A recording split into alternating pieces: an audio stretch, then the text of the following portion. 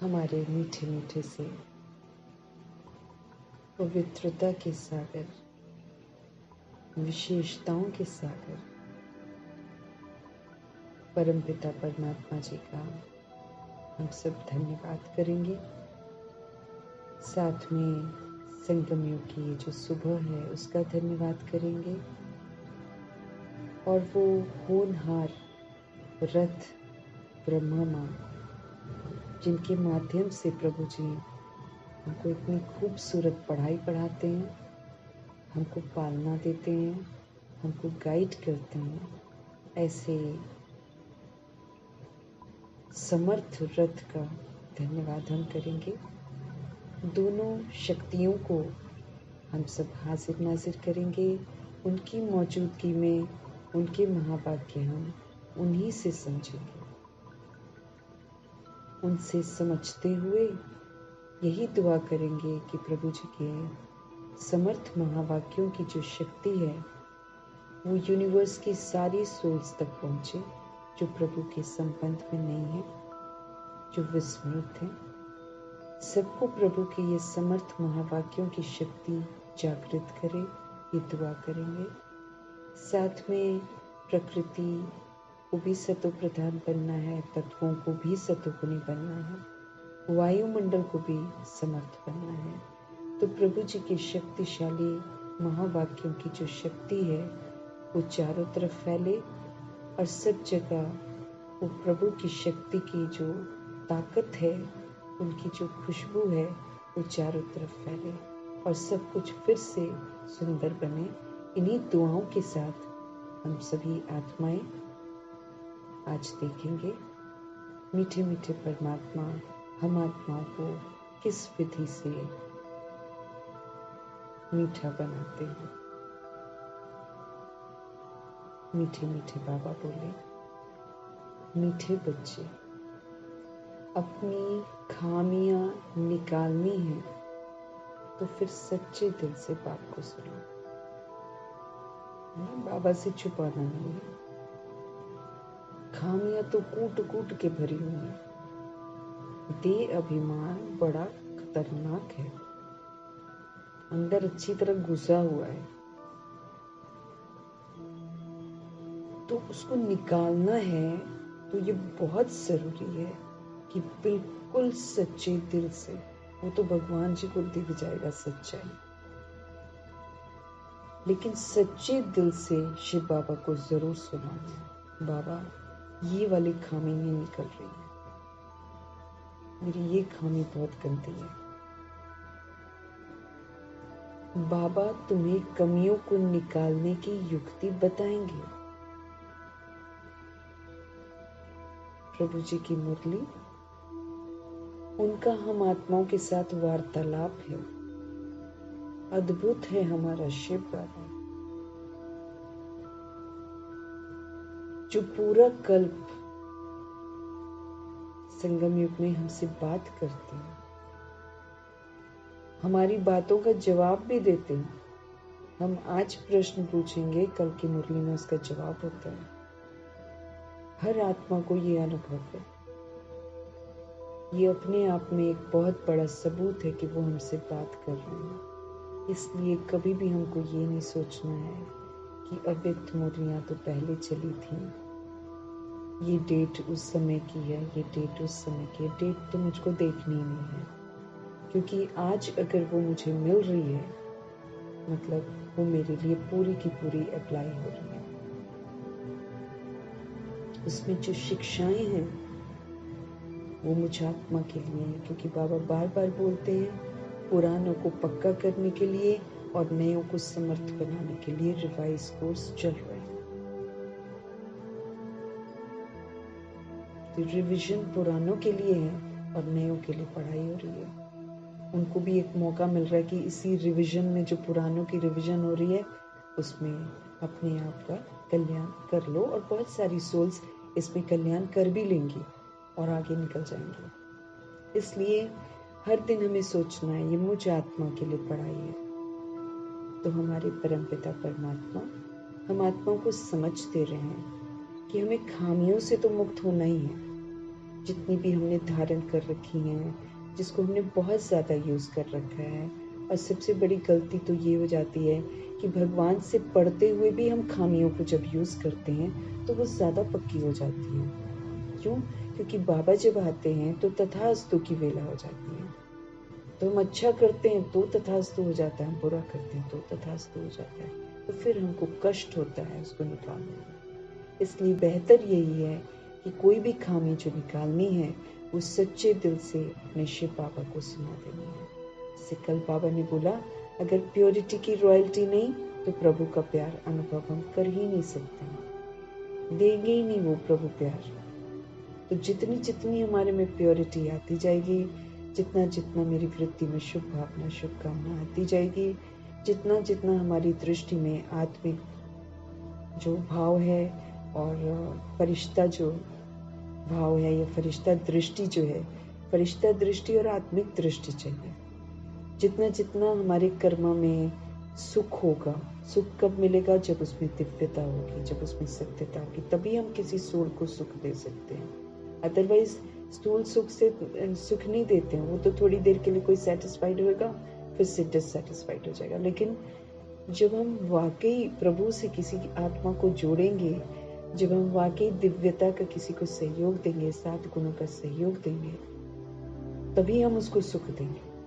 जब ये तीनों चीजें मेरे में आ जाएंगी, चाहे वो फिर कैसी भी सोल हो, बाबा ने बोला, चाहे तुम्हें दुख दे, चाहे तुम्हें गालियां दे, चाहे तुम्हें डिस्टर्ब करता रहे, चाहे तुम्हें इंसल्ट करता रहे, तो भी जब तुम ये वाली चीज रखोगे, दिल से रखोगे, अंदर बाहर एकदम ट्रांसपेरेंट रहेंगे, तब वो प्योरिटी की रॉयल्टी जो है वो हमारे आचरण में नजर आएगी, चलन में अनुभव होगी दूसरी सोल को। तब हम अचल अडोल भी रह पाएंगे। इतना मतलब हमको अपने ऊपर ध्यान देना है कि खामियां जो है ना वो सारी निकल जानी चाहिए। उसके लिए बाबा कहते हैं सच्चे दिल से बात को सुनो, क्योंकि जो सच्चे दिल से सुनाएगा ना उसकी ये मन में इच्छा होगी कि मुझे इनसे मुक्त होना है। कभी कभी होता है ना, कोई चीज जो पुराना स्वभाव संस्कार जब तंग करता है तो मन करता है कि इसकी परतें बिल्कुल निकल जाए यहाँ से, मन करता है इससे बाहर निकले, बाहर निकले। ऐसा अनुभव होता है कि कहाँ से मेरे ऊपर ये चीजें पड़ गई हैं, आदतें कहाँ से मैंने गंदी डाल ली हैं, उससे मुझे बाहर यूं लगता है जैसे बाहर निकले। तो जब हमको ऐसा फीलिंग होएगा और हम बाबा से शेयर करेंगे, तब बाबा हमको कमियों को निकालने की युक्ति जरूर बताएंगे। और कमियों युक्तियां जब बताते हैं तो युक्तियों को बस हमको क्या करना है, फॉलो करना है, अमल में लाना है बस, तो हम खामियों से मुक्त हो जाएंगे। जो दिल से, सच्चे दिल से बाप को सुनाता है उसका वाकई उस चीज से मुक्त होने का मन होता है, इसलिए बाबा फिर उसको युक्ति जरूर बताते हैं। प्रभु जी का आज का प्रश्न है, बाप की करंट मिलती है इस समय हमको ना, बाप की पावर मिलती है, बाप की करंट मिलती है, किन बच्चों को मिलती है? क्योंकि चार्ज हो रहे हैं ना, हमको चार्ज होना है, तो करंट किन बच्चों को मिलती है?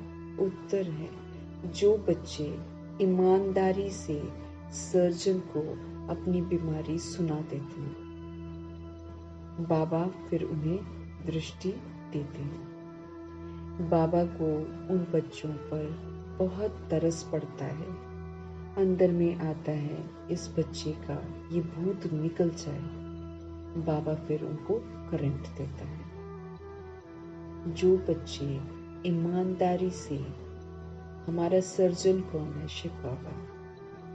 हमारी सारी जो भी प्रॉब्लम्स हैं वो शिव बाबा ही दूर कर सकते हैं, इस बात को हमको बहुत अच्छे से समझना है, नहीं तो हम विचलित हो जाते हैं।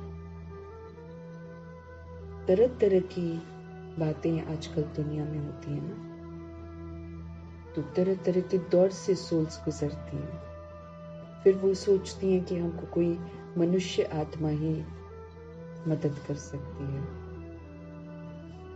लेकिन मनुष्य आत्माएं या रिद्धि सिद्धि वाली आत्माएं हमारी मदद अल्पकाल के लिए करती हैं, वो एक चमत्कारी चीज होती है, लेकिन फिर उसके बाद चूंकि वो मनुष्य हैं, वो लिमिटेड हैं, वो हमारी मदद नहीं कर सकते हैं। इसलिए ये तो बुद्धि में बिल्कुल अच्छी तरह फीड कर लेना है, एक बल एक भरोसा।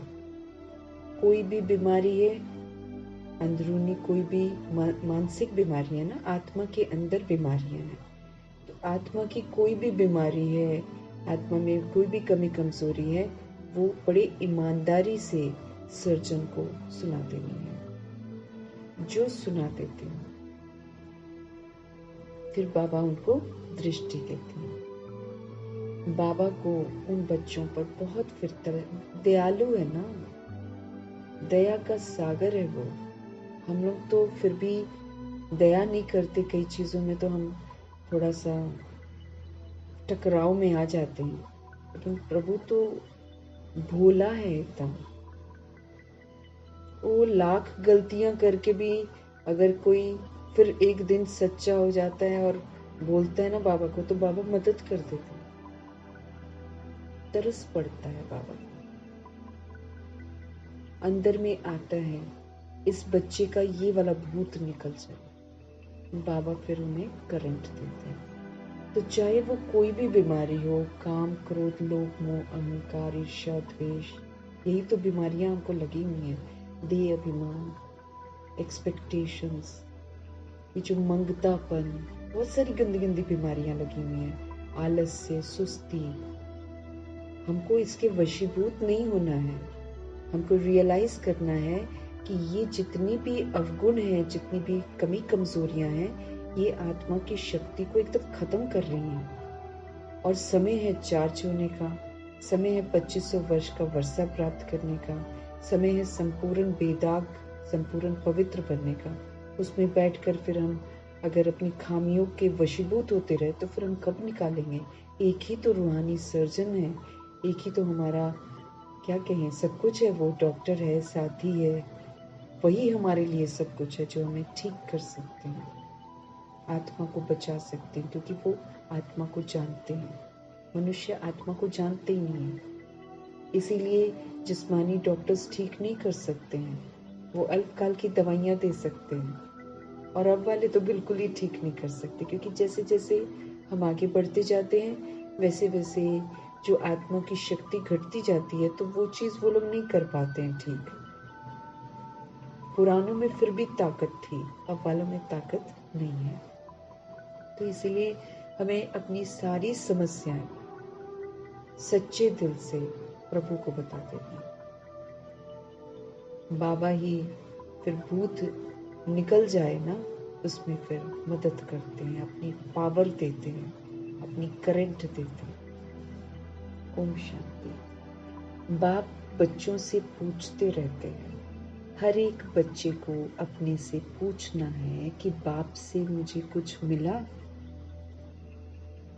किस किस चीज में अभी भी कमी है, क्योंकि भगवान सागर है, सब कुछ दे रहे। आत्मा को 63 जन्म चाहिए था ना, जिसके लिए उसने इतने सारे विकारी हथियाले बांधे, कितने रिश्ते बनाए, कितने दोस्त बनाए, कितने सगे संबंधी बनाए। किस लिए बनाए? खुशियां ढूंढ रहे हैं सब में साथी ढूंढ रहे हैं, सबसे एक्सपेक्ट कर रहे हैं कि सुख मिलेगा, प्रेम मिलेगा, आनंद मिलेगा, शक्ति मिलेगी, लोग मुझे खुश रखेंगे। इसी चीज से तो इतने रिश्तों में फंसी हैं आत्माएं। आज एक विकारी हथियाला बांधते हैं, संतुष्टता नहीं, छोड़ देते हैं, चलो छोड़ दिया, अच्छा किया, लेकिन एक दूसरा और बांध लेते हैं, फिर और बांध लेते हैं। ढूंढ रहे हैं लेकिन मिलता नहीं है। वो जो ढूंढते हैं ना, वो मिलता नहीं है, क्योंकि कौन ढूंढ रहा है? सोल ढूंढ रही है। तो सोल जो है वो अपना जो स्वधर्म है ना, स्वधर्म की जो विशेषताएं हैं वो ढूंढ रही है। किस में ढूंढ रही है? जो अपने को देह समझ रहे हैं उसमें ढूंढ रही है। कहाँ से मिलेगा? इसीलिए टोटली ही सारी सोल्स जितनी भी हैं एक दूसरे से असंतुष्ट हैं। तो बाबा फिर आकर हम आत्माओं को सब कुछ देते हैं। सुख देते हैं, शांति देते हैं, प्रेम देते हैं, आनंद देते हैं, शक्ति देते हैं, सारी दिव्यता देते हैं, सत्यता देते हैं, ड्रामा का सारा राज बताकर हमारे सारे प्रश्नों को समाप्त करते हैं, उमंग उत्साह देते हैं। क्या नहीं देते, जो सोल को चाहिए सब कुछ देते हैं। अब मेरे को देखना है कि क्या मुझे बाप से सब कुछ मिला, उनका प्यार मिला, उनका स्नेह मिला। क्योंकि जब तक हम संपूर्ण पवित्र नहीं बनते हैं या जो बाबा कहते हैं वो हम नहीं करते हैं, तो हम प्रभु के प्यार को अनुभव भी नहीं करते। ये भी बाबा ने बोल दिया, मिलता ही नहीं है। इसलिए मुझे अपने आप से पूछना है कि बाप से कुछ मिला, किस किस चीज में कमी है, चेक करना है। हर एक को अपने अंदर झांकना है।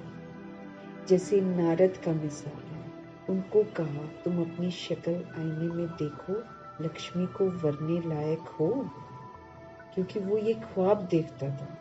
मना नारद हम लोग के लिए बोला गया है, वो तो एक दृष्टांत दिखाया है, वो सत्य नहीं है। लेकिन हम लोग जो संगम युग में करते हैं उसके यादगार सारे बने हुए हैं, वो स्थूल रूप में बने हैं। बाबा फिर हमको सूक्ष्म राज बताते हैं। तो हम सभी आत्माएं ये चाहना रखती हैं कि हम लक्ष्मी को वरें, मतलब लक्ष्मी के घराने में आए। हम सभी की चाहना ये है कि हम सूर्यवंशी बने, हम 111 में आए, हम लक्ष्मी नारायण के घराने में आए। उनके घराने में आना मतलब उनको वरना। लेकिन जब हम ख्वाब रखते हैं कि हम उनके घराने में आए, लेकिन हम वो पुरुषार्थ नहीं करते हैं, तो फिर हम नारद कहलाते हैं। फिर बाबा बोलते हैं ना कि जैसे नारद का मिसाल है, उनको कहा अपनी शक्ल आईने में देखो, लक्ष्मी को वरने लायक हो। अब उसमें तो उसकी स्थूल शक्ल को देखने के लिए बोलते हैं, लेकिन हमको ज्ञान रूपी दर्पण में अपनी शक्ल देखनी है। किसकी शक्ल देखनी है? आत्मा की शक्ल देखनी है।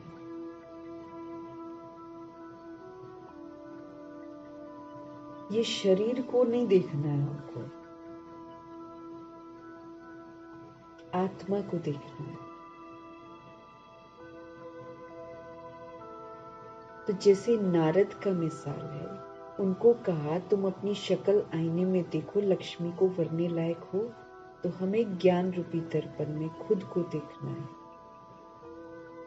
कि क्या हम वाकई उन ब्रह्मा जी और सरस्वती जी की तरह हम पुरुषार्थ कर रहे हैं जैसे उन्होंने किया था। उनके जैसे तो हम नहीं बन सकते हैं, लेकिन हम उनको फॉलो तो कर सकते हैं। मम्मा को हांजी में और ब्रह्मा जी तो सब कुछ कर करके दिखाते।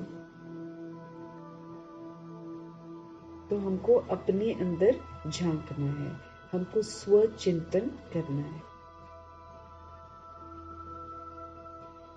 तो बाप भी तुम बच्चों से पूछते हैं, क्या समझते हो? लक्ष्मी को वरने लायक बने हो? आचरण देखेंगे ना हम कि वो लोग कैसे करते थे और हम कैसे करते हैं। अगर नहीं तो फिर देखो क्या क्या खामियां हैं अपने अंदर, जिनको निकालने के लिए बच्चे पुरुषार्थ करते हैं। खामियों को निकालने का पुरुषार्थ करते व करते ही नहीं है। पूछ रहे हैं भगवान, कर रहे हो कि कर ही नहीं रहे हो?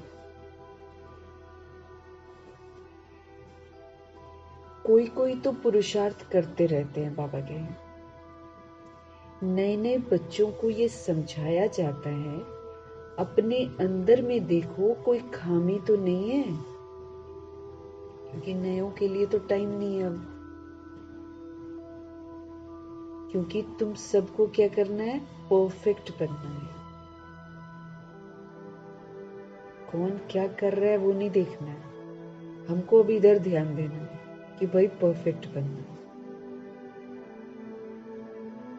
बाप आते ही हैं परफेक्ट बनाने के लिए, इसलिए एम ऑब्जेक्ट का चित्र भी सामने रखा है। लक्ष्मी नारायण परफेक्ट फिगर है। वो फिगर बाबा ने ब्रह्मा जी और सरस्वती जी के सामने भी रखा था। उन्होंने वो कर लिया सारा। तो सभी के सामने वो एम ऑब्जेक्ट दिया है बाबा ने। ब्रह्मा जी को भी दिया था कि ऐसा बनना है, मम्मा को भी दिया था, हमको भी दिया है। अपने अंदर से पूछो, हम इन जैसे परफेक्ट बने हैं? एम ऑब्जेक्ट को सामने रखो और देखो कि क्या हम इन जैसे परफेक्ट बने हैं। वो जिस्मानी विद्या पढ़ाने वाले टीचर आदि तो इस समय सभी भिखारी हैं। अब तो बिजनेस हो गया है ना पढ़ाई, पैसे के लिए पढ़ाते हैं। फिर स्कूल में नहीं पढ़ाते तो घर पे बुलाते ट्यूशंस पर, फिर ट्यूशंस में पैसे कमाते हैं। भिखारी हैं सब। दृष्टि वृत्ति भी सभी की अब गड़बड़ गड़बड़ हो गई। और अच्छा पहन कर जाना, दिखावा। सिंप्लिसिटी से जा सकते हैं ना टीचर्स, यूनिफॉर्म में भी जा सकते हैं, लेकिन आजकल वो भी वैसे ही बनकर जाते हैं। फिर बच्चे भी वैसे ही टीचर्स को दैहिक दृष्टि से ही देखते हैं। तो क्या सीखेंगे? पैसे के लिए जाती है दुनिया पढ़ाने। अपने दिल से पूछ सकते हैं, पैसे के पीछे भागते हैं। एक्स्ट्रा कुछ काम दे दिया जाएगा तो चिढ़ जाएंगे। ऐसा होता है, नेचुरल है आजकल। तो बाबा बोल रहे हैं कि जो जिस्मानी विद्या पढ़ाते हैं वो तो इस समय सभी के सभी विकारी हैं। लोभ है ना, दूसरों को अट्रैक्ट करना, फिर वैसी बातें भी करना।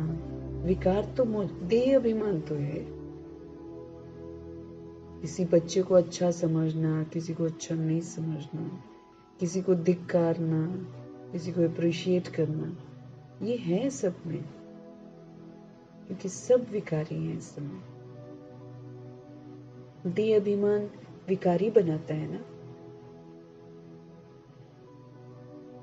देहों को ही तो देखते हैं आजकल, तो यही ट्रेंड बन गया है।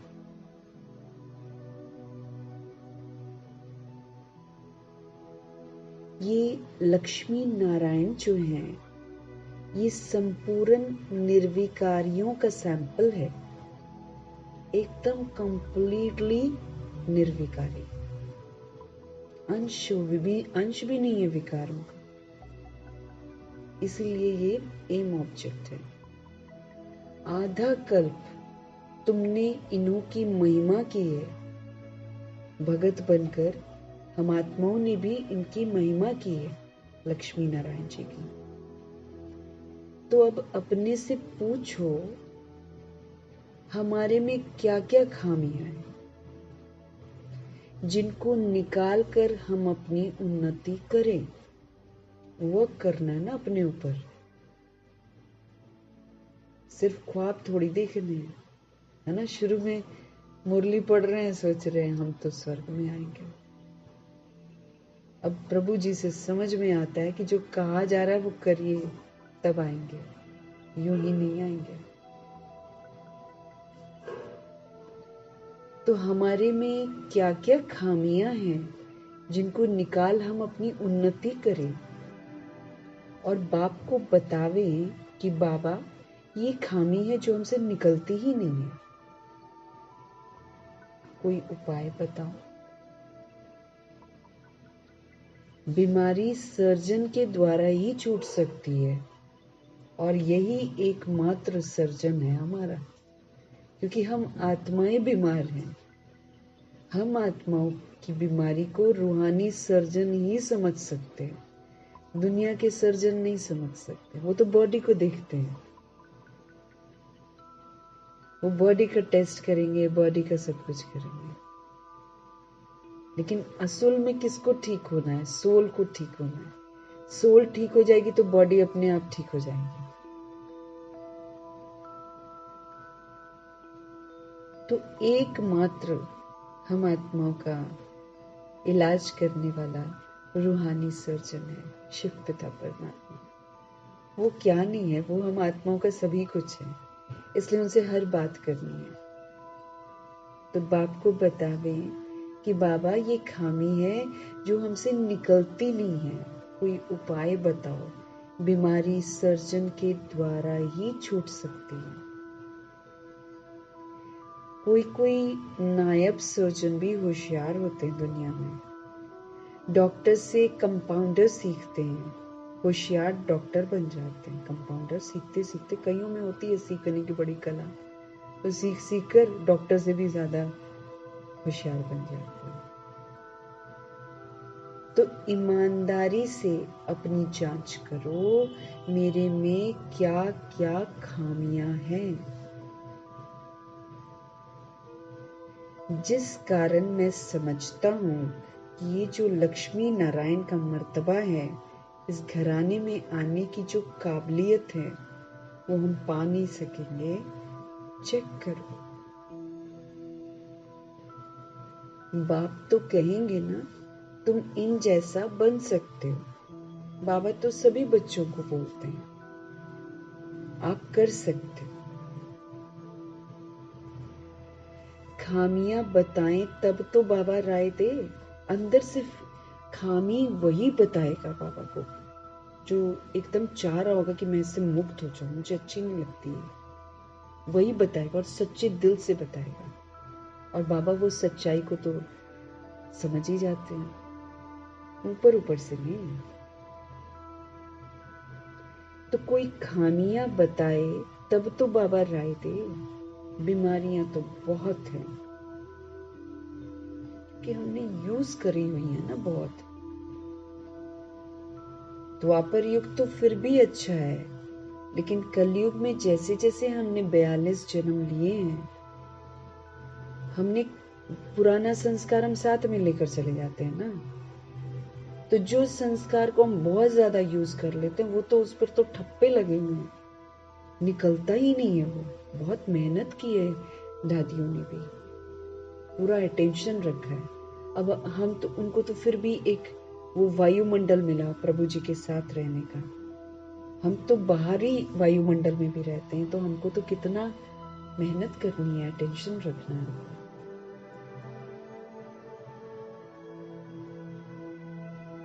अब ये वायुमंडल मिला, इसके भी हम ही जिम्मेवार हैं। वो तुरंत कुर्बान हो गए प्रभु पर, हमने कुर्बान होने में देर लगाई है। ऐसा नहीं है कि भगवान ने उनके साथ कोई पक्षपात किया है, नहीं। भगवान ने तो सभी तक संदेश एक साथ पहुंचाया था। 1936-37 में सब जगह फैला था ये न्यूज, अखबारों में भी गया था। हमने नहीं ध्यान दिया उतना गंभीरता से, उन्होंने तुरंत दिया, तो उनको साथ मिला वैसा साकार में। बीमारियां बाबा ध्यान खिंचवा रहे हैं, बीमारियां तो बहुत हैं अंदर, सूक्ष्म में देखेंगे ना, बहुत हैं। वो जब सिचुएशंस आती हैं, जब लोगों का व्यवहार आता है ना, उस समय समझ में आता है, अरे अभी भी फीलिंग आ रही है, और फीलिंग आई मतलब हम फेल हैं। हमें प्रभाव मुक्त बनना है कि दुनिया की सारी आत्माएं भी विरुद्ध हो जाएं, फीलिंग ना आए। फीलिंग आ जाती है।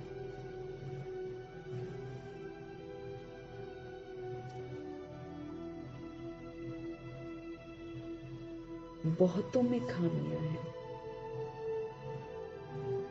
कोई में बहुत क्रोध है, कोई में लोभ है, कोई में मोह है, कोई में एक्सपेक्टेशंस हैं, कोई में अहंकार है। यूज किया हुआ है ना 42 जन्म, तो जबरदस्त तरीके से यूज किया। फिर किसके परिवार में जा रहे हैं, कैसे माहौल में आ रहे हैं, कैसी स्कूलिंग हुई, फिर कैसे कॉलेज गए, फिर कैसा संग मिला, फिर कैसा विकारी हथियाला। हमारे तो संस्कार ही जबरदस्त पक्के हो रखे हैं, और उसमें जो आदत को मैंने सबसे ज्यादा यूज किया वो एकदम पक्की हुई पड़ी है। और फिर बाबा के कहने पर, बाबा ने इतने जो हमको होमवर्क दिए मिलने के बाद, वो नहीं करने की वजह से वो और भी पक्के हो गए।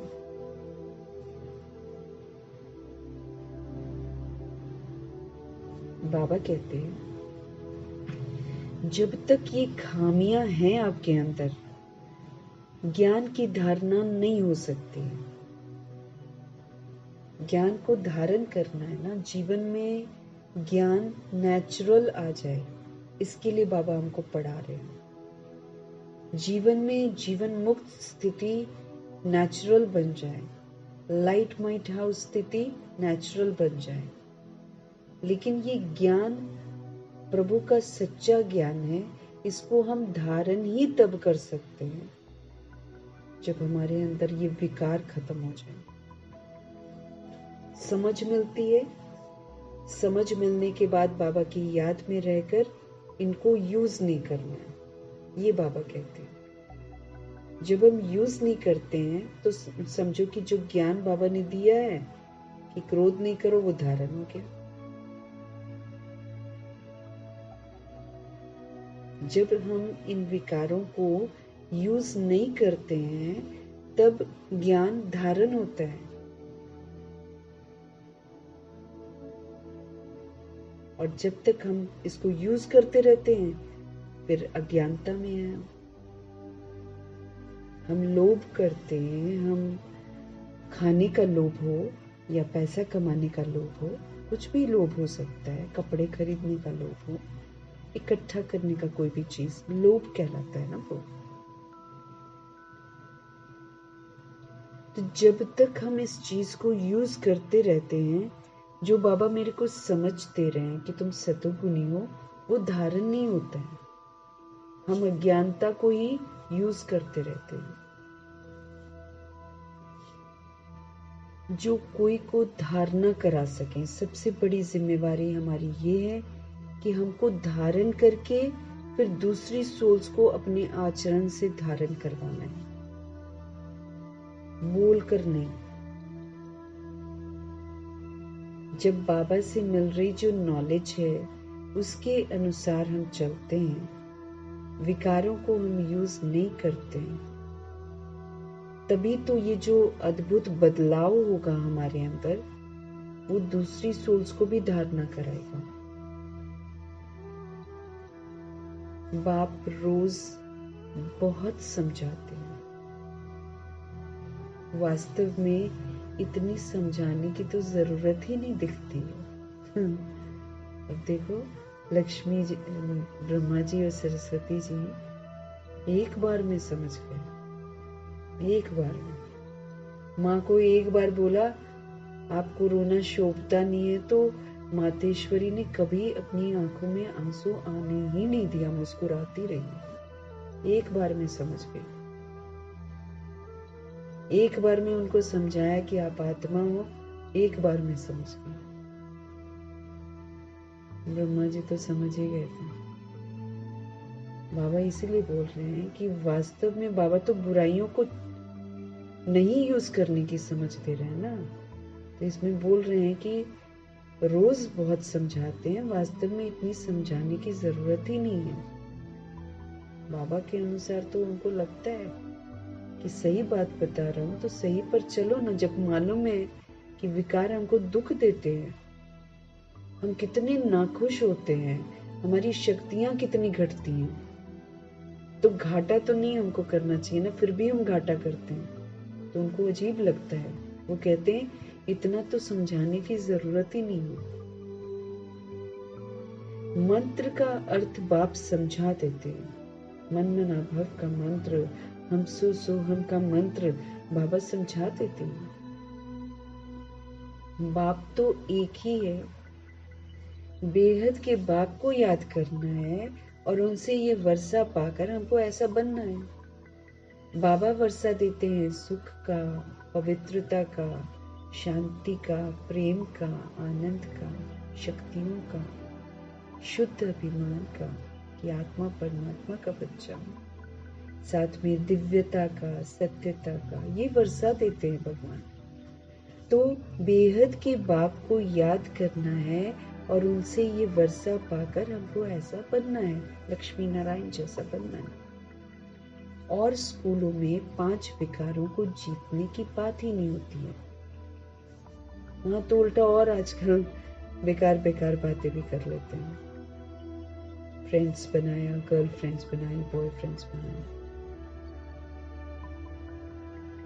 विकारों को जीतने का तो वहां पर कुछ नहीं बताते। ये बात जो है विकारों को जीतने की, ये तो प्रभु जी के स्कूल में हम सीखते हैं। ये भगवान जी की यूनिवर्सिटी में सिखाया जाता है। ये बात अभी होती है संगम में। सिर्फ एक ही टीचर है दुनिया में, शिव बाबा। यही वंडरफुल टीचर, और बाकी सारे टीचर्स अब नाम के टीचर्स हैं बस। अपने गिरबान में झांक कर देख सकते हैं। कोई भी टीचर किसी को चरित्रवान नहीं बना सकता है। बस यही वंडरफुल टीचर है जो सभी को चरित्रवान बना सकते हैं। और शिक्षा क्या है? चरित्र ही तो निखरना चाहिए, कि खाली हिस्ट्री, ज्योग्राफी, मैथ्स रट वट लिया, कर लिया, उगल दिया, नंबर ले लिए और फिर उसमें सोचते हैं कि हम टॉपर्स हैं। चरित्र में देह अभिमान बढ़ता जाता है।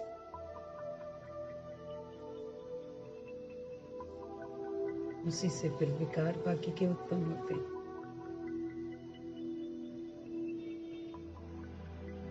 बाप आकर समझाते हैं मैं सारी बातें। तुम्हारे में जो भूत है ना, जो दुख देते हैं, उनका वर्णन करेंगे तो उनको निकालने की बाप युक्ति बताएंगे। भूत घुस जाते हैं, घुस क्या जाते हैं, अंदर बैठे हैं, इमर्ज हो जाते हैं।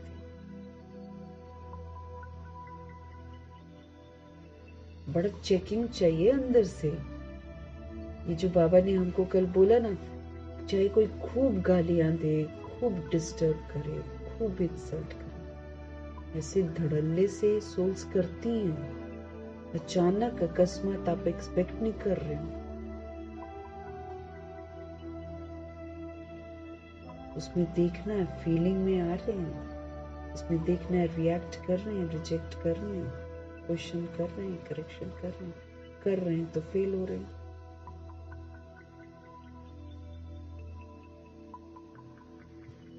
तुम्हारे में जो भूत है, जो तुमको दुख देते हैं, सारे दुख देते हैं। कामनाएं रखो, पूरी नहीं होती, दुख। काम विकार में जो जाते हैं महादुखी होते हैं बाद में। क्रोध आया, दुख की प्राप्ति। आवेश आया, दुख की प्राप्ति। लोभ आया, खा लिया पी लिया, बाद में दुख की प्राप्ति। पैसा कमा लिया, ढेर सारा इकट्ठा कर लिया, जब अंत में काम नहीं आएगा, दुख की प्राप्ति। मोह, दुख की प्राप्ति। बंधनों में बांधता है, दुख की प्राप्ति। अहंकार, दुख की प्राप्ति। ईर्ष्या, दुख की प्राप्ति। द्वेष, नफरत, आलस्य, अलबेलापन, सब से दुख की प्राप्ति होती भी है और होनी भी है।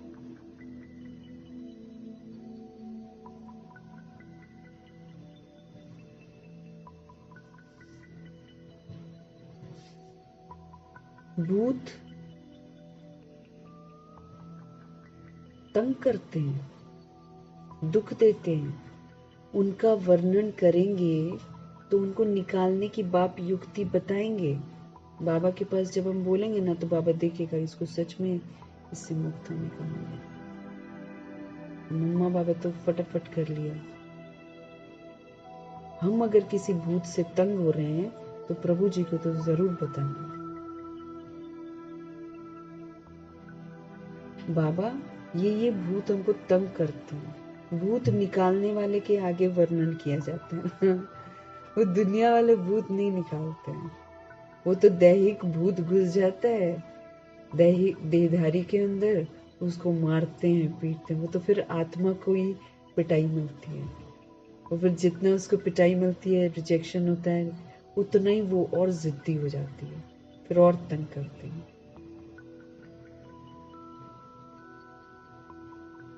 लेकिन जब आत्मा के अंदर जो भूत हैं, क्योंकि बाबा बोलते हैं ना, यही भूत होते हैं ना, तो वो दूसरे वाले भूत आते हैं। में तो घुस नहीं सकते। पवित्र आत्मा के अंदर भूत नहीं घुस सकता। जो विकार यूज नहीं करेगा उसके अंदर भूत नहीं आएगा, क्योंकि वो स्वधर्म में स्थित हो रहा है ना, तो वो भगवान की छत्र छाया में आ जाता है। फिर उसको कोई भी भूत तंग कर ही नहीं सकता। बाहरी भूत तंग ही उसको करते हैं जब तक हमारे अंदर में देह अभिमान है, काम क्रोध लोभ अहंकार, बच्चे बुच्चे सब है, तब तक हमको भूत लगने का फुल चांस है। भूत निकालने वाला एक ही है, शिव बाबा। ये वाले जो आत्मा के अंदर भूत हैं, ये जब निकल जाएंगे, कोई भी दुनिया का भूत, जो स्थूल भूत आकारी शरीरों में घूम रहे हैं, वो हमारे अंदर प्रवेश नहीं कर सकेंगे। तो जो भूत निकालते हैं उन्हीं के आगे तो वर्णन करना है।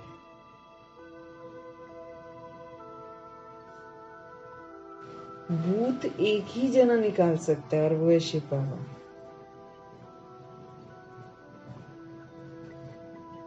भूत निकालने वाले के आगे वर्णन किया जाता है।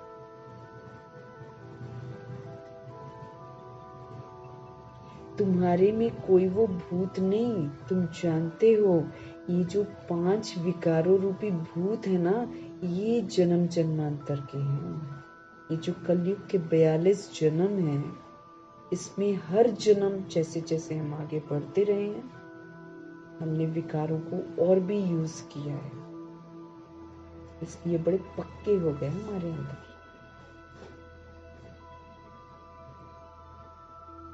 तुम जानते हो ये 5 विकारों रूपी भूत जन्म जन्मांतर के हैं। देखना चाहिए हमारे में क्या भूत है, इस पर हमको वर्क करना है। अगर हम ये वाला भूत बाबा की मदद से निकाल देते हैं तो हम प्योर हो जाते हैं, और जब हम प्योर हो जाते हैं, दुनिया के कोई भी भूत हमारे अंदर घुस नहीं सकते।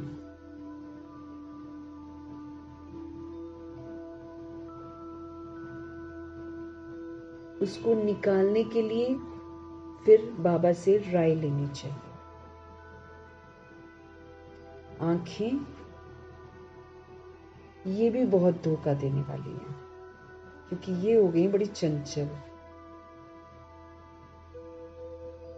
आप किसी को भी देख लो, देखेंगे ना, करेक्शन करेंगे, ये चीज ठीक नहीं है।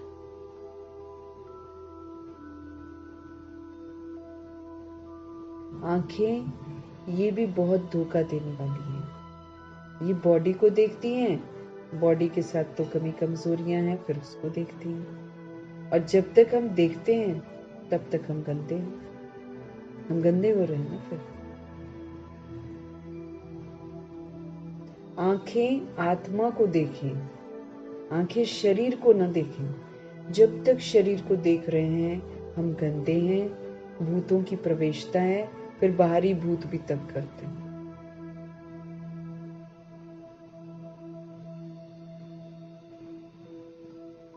आंखें भी बहुत धोखा देने वाली हैं, इसलिए बाप समझाते हैं अपने को आत्मा समझ, दूसरे को भी आत्मा समझने की प्रैक्टिस डालो। और सबसे पहली प्रैक्टिस ये घर में करनी है, जो गृहस्थ में रहते हैं। जितने भी घर के सदस्य हैं उनको आत्मा रूप में ही देखने का अभ्यास करना है। भ्रिकुटी के नीचे उनको देखना नहीं है, नहीं तो उनकी हरकतों के प्रभाव में आकर फिर से हम भूतों को यूज कर लेंगे। अपना घाटा हो रहा है ना। शरीर तो हम सभी छोड़ देंगे, अचानक छोड़ देंगे, लेकिन ये जो आत्मा ने मार्क्स इकट्ठे करने हैं उसमें तो पूरा घाटा पड़ जाएगा, उसमें तो अकेले ही है हम। तो ये भाग्य बनाने की वेला है, इसमें हमको अभ्यास करना है कि हम अपने को आत्मा समझें ना। आत्मा समझकर दूसरी जो सोल है उसको सोल समझें, रिश्ता ना समझें, उनको बॉडी ना समझें, उनको नहीं देखना है। उनकी बॉडी को देखने से उनकी हरकतों को देखने से रिएक्ट रिजेक्ट कर जाएंगे, अपना घाटा हो जाएगा। सोल्स बैठी हुई हैं, सोल्स अगर गलत कर रही हैं तो परवश हैं। इस समय तो सभी परवश है ना, तभी तो बाबा की श्रीमत के विपरीत जा रही हैं। वो भूतों के वश हैं।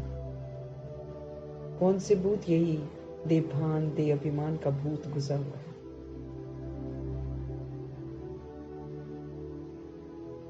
प्रैक्टिस डालो बाबा के।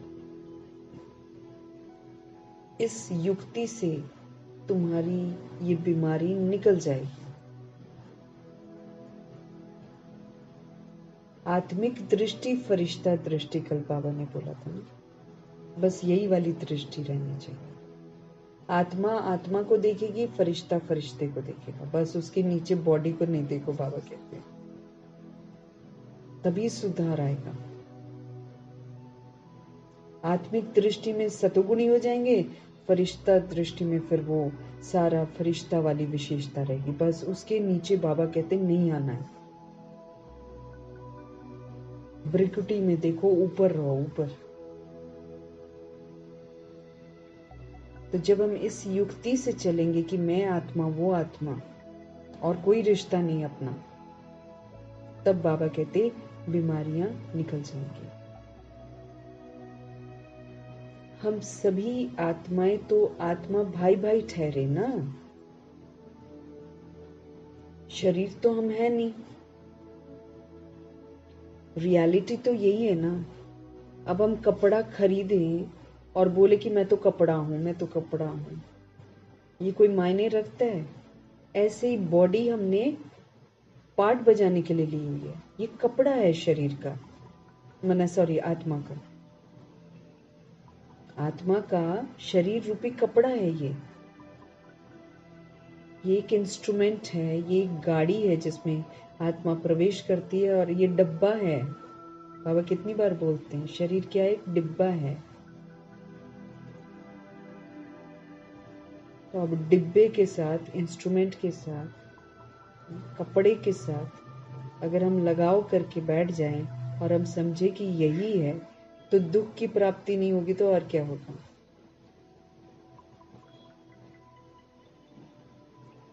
तो हम सभी आत्माएं, आत्मा भाई भाई ठहरे ना, शरीर तो नहीं है हम। ये भी जानते हो कि हम आत्माएं सब वापस अब जाने वाली हैं, बॉडी को यहीं छोड़ना है, वापस घर जाना है। तो फिर अपने को तो देखना है ना, हमको वापस जाना है घर, बेदाग बनना है, दैहिक दृष्टि बिल्कुल समाप्त करनी है, क्योंकि देह तो यहीं रह जाएगी, अपनी भी तो दूसरों की भी। सोल को उड़ना है, तो सोल जितना विस्तार बना रखा है ना सोल ने, शरीर का विस्तार, शरीर के संबंधों का विस्तार, शरीर की वस्तु का विस्तार, वैभव का विस्तार, हमने तो इतना सारा बना रखा है। ये सारी चीजें समझ से छोड़ती जानी है कि ये मेरी नहीं है। खुद को खुद ही बंधनों से मुक्त कर देना। नहीं करेंगे तो धर्मराजपुरी बैठी हुई है कराने वाली, जिसमें ड्रामा, जिसमें प्रकृति, जिसमें माया, जिसमें यमदूत, ये निहत्था करके रियलाइज करवाएंगे आपका यहाँ की कोई भी चीज आपकी नहीं है। न जो पैसा कमाया वो आपका है, तो न घर आपका है, तो न घर यहाँ से ली हुई कोई चीज आपकी है, न शरीर आपका है। इस बात को सजाओं के द्वारा रियलाइज करवाएगा, फिर सोल रियलाइज करेगी, प्योर बनेगी, फिर भागेगी।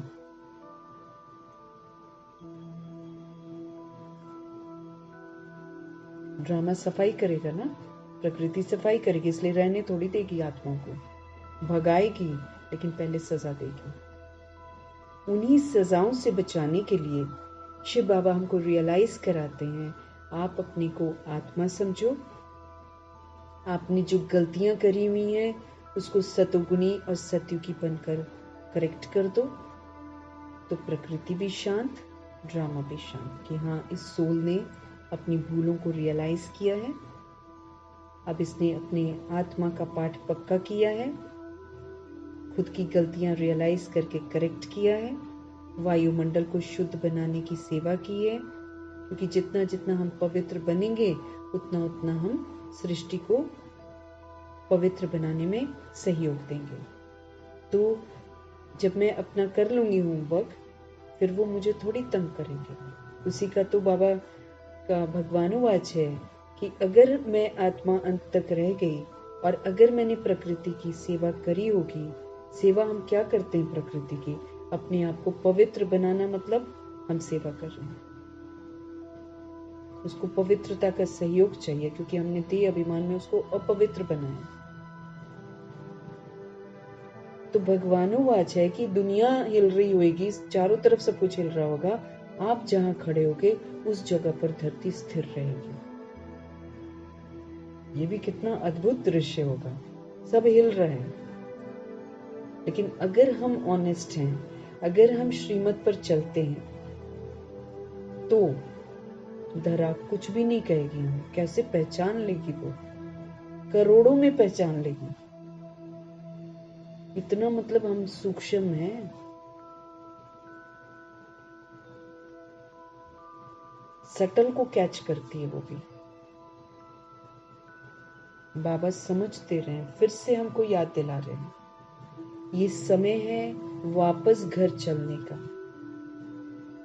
तो पूरा ध्यान देना है कि मुझको तो बेदाग बनना है। जब तक शरीर समझ रहे हैं तब तक दागी वाले हैं, जब तक दूसरों के शरीरों को देख रहे हैं तब तक और दागी वाले बनते जा रहे हैं। फिर हमारे में क्रोध बढ़ता जाएगा, अहंकार बढ़ता जाएगा, असभ्यता बढ़ती चली जाएगी, क्योंकि हम अवज्ञा कर रहे हैं। अब शरीर समझेंगे, शरीर को देखेंगे, तो बुराइयां ही तो अंदर आएंगी। आत्मा समझेंगे, आत्माओं को देखेंगे, तब जाकर हम अच्छे बनेंगे। तो वापस घर जाना है। निराकारी, निर्विकारी, निरअहंकारी बनने का होमवर्क मिला हुआ है। बेदाग बनने का होमवर्क मिला हुआ है। फिर सिर्फ ऊपर नहीं जाना है, हमको फिर से ड्रामा में आना भी है। तो ऐसी एक्टिंग करनी है जो बाबा सिखा रहे हैं, ताकि हम 16 कला संपूर्ण बने, मतलब बिल्कुल परफेक्ट बने, एक्यूरेसी से सब कुछ करें। हम सारे गुणों से संपन्न बने, हम सारे विकारों पर जीत प्राप्त करें, हम सारी मर्यादाओं में चलकर मर्यादा पुरुषोत्तम बने, हम संपूर्ण अहिंसक बने। इसके लिए हमको टाइम मिला हुआ है। बाकी खेलने कूदने, कलयुग में एंजॉय करने का टाइम नहीं मिला हुआ है। इतने तो गुनहगार हैं हम कि अभी भी एंजॉय करते रहेंगे तो कितनी दुर्गति हो जाएगी हमारी। कितना भाग्य जो है हम अपना खराब कर रहे हैं। उस दिन बाबा ने बोला था ना, न खुद तुम कलयुग देखो तो न तुम अपने बच्चों को दिखाओ। जो पतित हैं उनको तो देखो ही मत, संग तो दूर की बात है, देखो भी मत। और सभी पतित थे।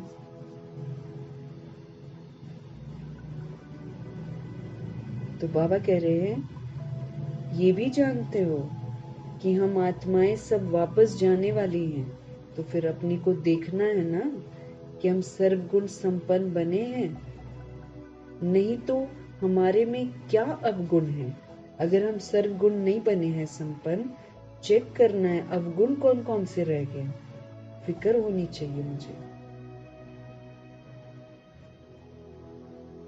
जो ऐसा सोचते हैं तो बाप भी फिर उस आत्मा को बैठकर देखते हैं कि इनमें ये खामी है, तो उनको करंट देंगे। जिस बच्चे को फिक्र है उसकी फिक्र को देखकर फिर बाबा करंट देते हैं।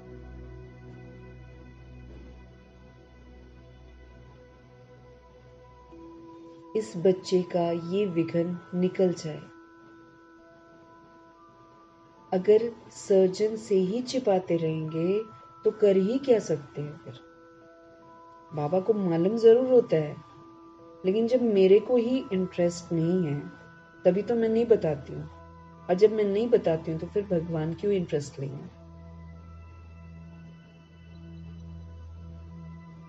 तो अगर सर्जन से हम छिपाते रहेंगे तो फिर बाबा कहते फिर क्या कर सकते हैं। तुम अपने अवगुण बताते रहेंगे तो बाप भी राय देंगे।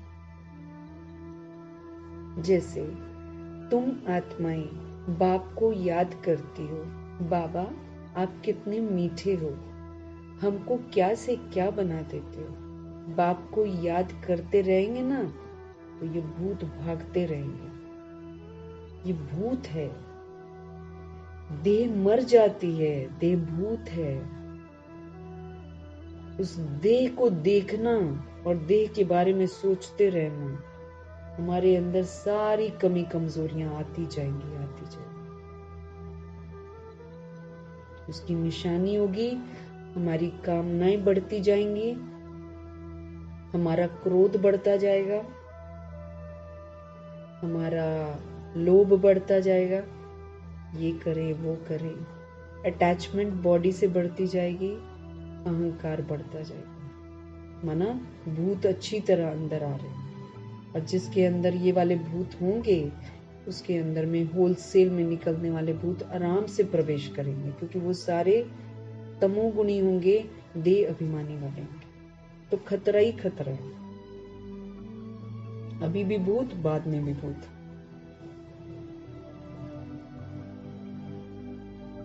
बाप का संग करेंगे तो सारे भूत भाग जाएंगे, देहधारियों का संग करेंगे तो भूत और अंदर आएंगे, क्योंकि देहधारी सारे इस समय विकारी हैं। कोई न कोई भूत है जरूर, हम इनकार नहीं कर सकते। सबसे बड़ा भूत तो देह का भान और अभिमान है, उसके साथ डेफिनेटली बाकी के भूत हैं। इसलिए बाबा स्पष्ट कर रहे हैं, कोई न कोई भूत है जरूर। बाप सर्जन को बताओ। जब तक हम खुद नहीं बताएंगे मतलब हम उससे मुक्त होना नहीं चाहते।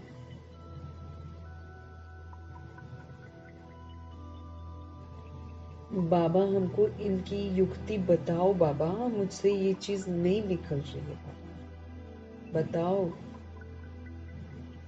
नहीं तो बाबा कहते बहुत घाटा पड़ जाएगा, क्योंकि बुराइयां निकलेंगी नहीं, घाटा ही घाटा है, सजाएं ही सजाएं हैं, भाग्य तो बनेगा ही नहीं।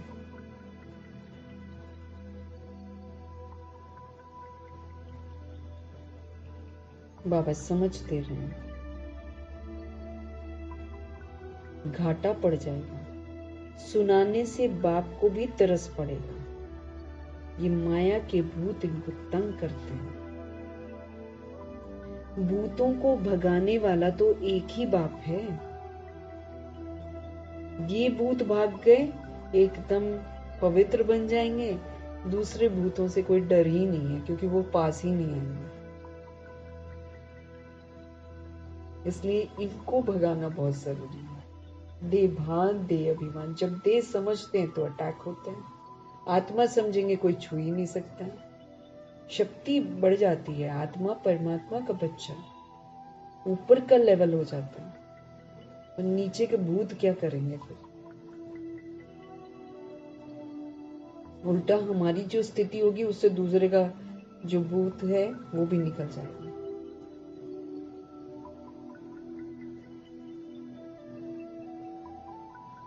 भूतों को भगाने वाला तो एक ही, आज बार बार बाबा बोल रहे हैं, भूतों को भगाने वाला एक ही बाप है। और बड़ी युक्ति से भगाते हैं बाबा। समझाया जाता है इन 5 भूतों को भगाओ, ये जो घुस गए हैं बुद्धि में, देह समझना, देह का अभिमान करना, वहीं से तो कामनाएं हैं, वहीं से तो क्रोध है। क्यों आ रहा है क्रोध ज्यादा? क्योंकि देह का अभिमान है। देह अभिमान के भूत से क्रोध का भूत आ रहा है। उसी से फिर लोभ आता है, उसी से फिर मोह आता है, उसी से फिर अहंकार आता है, उसी से आलस्य आता है, उसी से नहीं तो हमको तो आलस्य करना ही नहीं है, अलबेला हमको बनना ही नहीं है। ये टाइम ही नहीं है आलस्य और अलबेलापन के।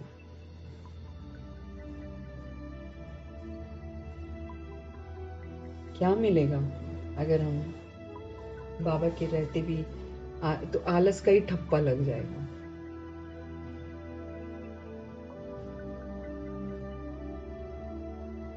भूतों को भगाने वाला एक ही बाप है।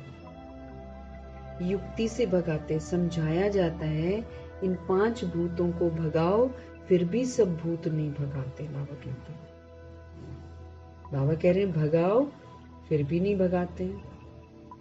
कोई में विशेष रहता है, कोई में कम भूत रहता है, परंतु है जरूर, देह अभिमान है जरूर। बाप देखते हैं इनमें ये भूत है। दृष्टि देते समय अंदर चलता है ना, ये तो बहुत अच्छा बच्चा है, और तो सब इनमें अच्छे अच्छे गुण हैं, परंतु बोलते कुछ नहीं है, किसको समझा नहीं सकते। माया ने जैसे गला ही बंद कर दिया है। इनका गला खुल जाए तो ये औरों की भी सर्विस करने लग पड़े। दूसरे की सर्विस में अपनी सर्विस, शिव बाबा की सर्विस नहीं करते। दूसरे की सर्विस में अपनी सर्विस, शिव बाबा की सर्विस नहीं करते, क्योंकि जब हम सेवाएं करते हैं ना, हम अपनी ही सेवा करते हैं। हम कहीं भी देख लें, हम बाबा की शिक्षाओं को कहीं पर यूज कर रहे हैं ना, तो हम अपनी ही तो सेवा कर रहे होते हैं, धारण कर रहे होते हैं, पक्का करा रहे होते हैं, संपन्न बन रहे होते हैं।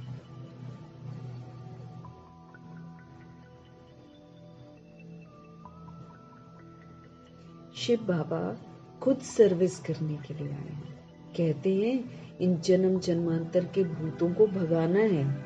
हमने इन भूतों को 42 जन्म जो है वो बहुत ज्यादा यूज किया है कलयुग में, तो ये जन्म जन्मांतर के मेरे अंदर है, इनको भगाना है।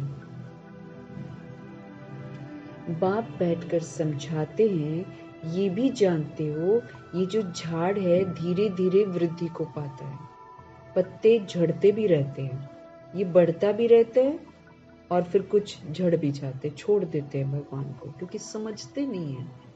अगर हम अच्छे से समझ जाएं कि भगवान हमें ऐसा क्यों कहते हैं, हम कभी भी भगवान को नहीं छोड़ेंगे। लेकिन हम समझते नहीं है, इसलिए थोड़ा सा कुछ प्रॉब्लम आता है, सोचते भगवान के बने इसलिए प्रॉब्लम है। भाई अपने कर्मों की प्रॉब्लम से, भगवान तो उल्टा हमें ठीक करने के लिए आएंगे। तो बाबा कहते हैं ये जो सृष्टि रूपी वृक्ष है, ये धीरे धीरे वृद्धि को पाता है और पत्ते झड़ते भी रहते हैं, क्योंकि माया विघ्न डालती है, कमी कमजोरियां फिर से आती हैं, फिर से देभान देह अभिमान में आते हैं, फिर से कमी कमजोरियों के शिकार हो जाते हैं, छोड़ देते हैं भगवान। बैठे बैठे ख्याल बदली हो जाते हैं। अच्छा खासा चल रहे हैं, अच्छा खासा चल रहे हैं, और अच्छा खासा देखते देखते ख्याल ही बदल जाते। किसका वार हो गया?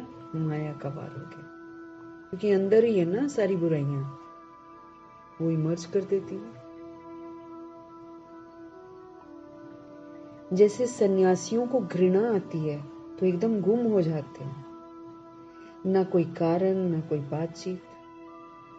कनेक्शन तो सबका बाप के साथ है, बच्चे तो नंबरवार हैं, वो भी बाप को सच बताएं तो वो खामियां निकल सकती हैं और ऊंच मर्तबा पा सकते हैं।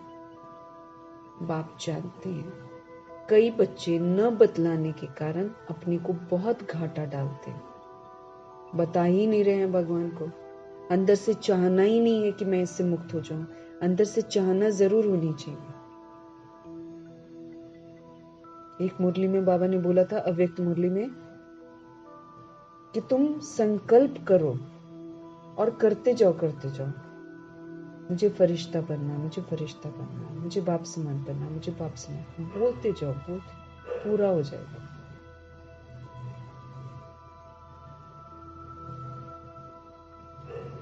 चाहना होनी चाहिए ना अंदर से।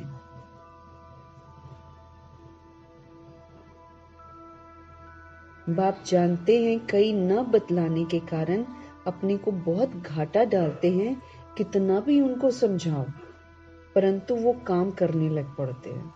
माया उनको पकड़ लेती है। माया रूपी अजगर है ना, सबको पेट में ही डाल बैठी है, निगल ही लेती है, अपना ही बना लेती है पूरा। फिर आत्मा का दिमाग काम ही नहीं करता है कि मुझे करना क्या है। देह को देखते हैं ना जब हम, और देह के भान और अभिमान में रहते हैं, माया उसको तो पूरा ही निगल लेती है, भगवान की बात समझने नहीं देगी वो। अजगर है, अजगर माया। सबको पेट में डाल बैठी है। दुबन में गले तक सभी फंस पड़े हैं, सब दलदल में जाते जा रहे हैं। दलदल क्या है? एक बार पैर अंदर गया, इंसान धंसता ही चला जाता है, उसको निकालने वाला भी धंस जाता है। इतनी दुबन मतलब दलदल होती है। अब हम सब ये जो देह का भान और अभिमान है ना, इसकी दलदल में गले तक फंसे पड़े थे। बाबा कहाँ से पकड़ते हैं? चोटी से पकड़ते हैं। सिर भी एकदम नीचे जाने वाला होता है, थोड़ा सा बचा होता है। जिंदगी में अमावस आ जाती है जब प्रभु पकड़ कर खींचते हैं। अब दलदल है ना, उसमें से खींच रहे हैं हमको। पूरा नहीं निकले, जिस दिन पूरा निकलेंगे हम तो स्मृति स्वरूप बन जाएंगे। अभी भी दलदल में है। देह का भान जब तक है हमारे अंदर कि मैं एक बॉडी हूं और बॉडी का अभिमान है, तब तक मैं दलदल के अंदर में हूं। माया कभी भी खींच के मुझे पूरा दलदल के अंदर ले जाएगी। पूरा खतरा है। बाबा निकाल रहे हैं रोज आत्मा का पाठ पक्का करा के। हम गैर जिम्मेवार होकर फिर से उसी देह के भान और अभिमान में आकर फिर से दलदल में चले जाते हैं।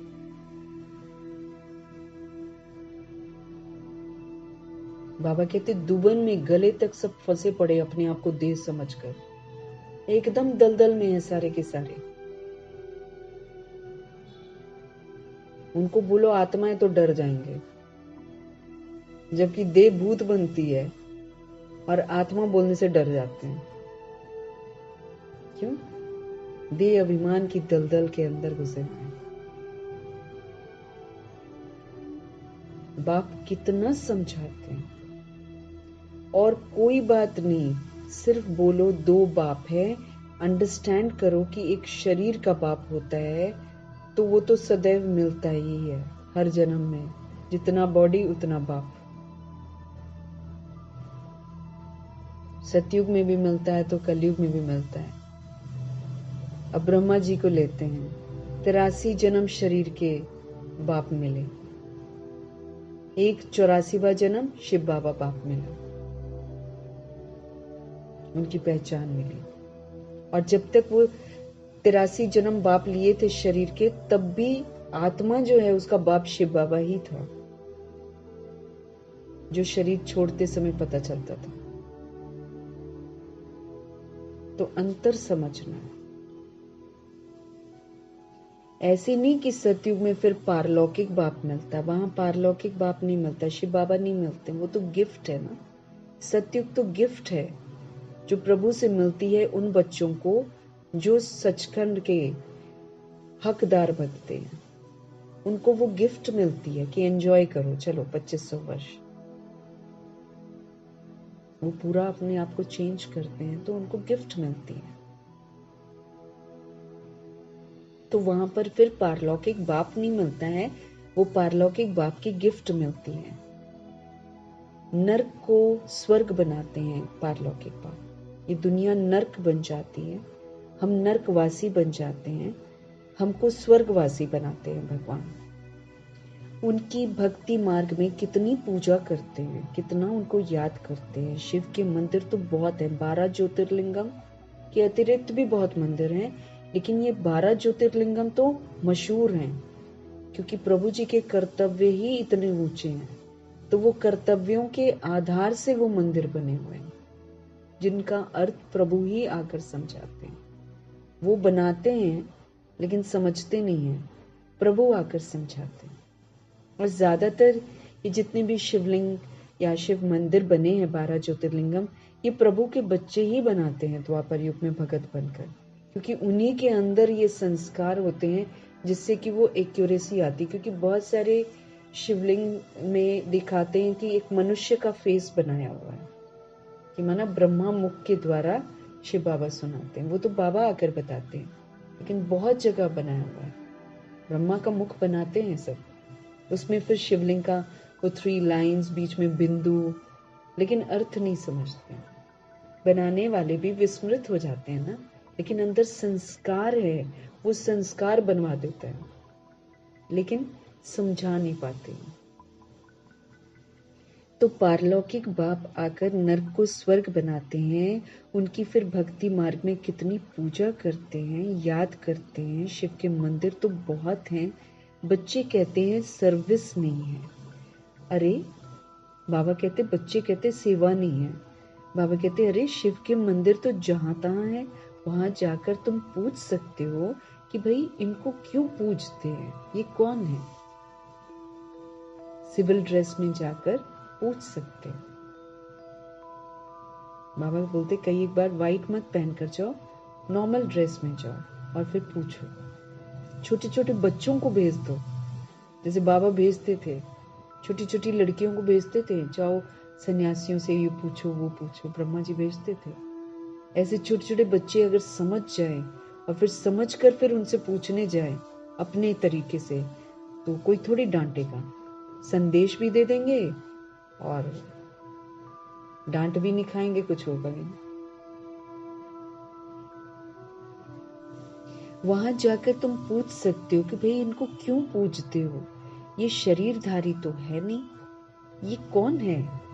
कहेंगे परमात्मा है, इन बिगर और कोई को कहेंगे नहीं कि परमात्मा। सबको देवी देवता बोलेंगे, लेकिन शिव के लिए परमात्मा बोलते हैं।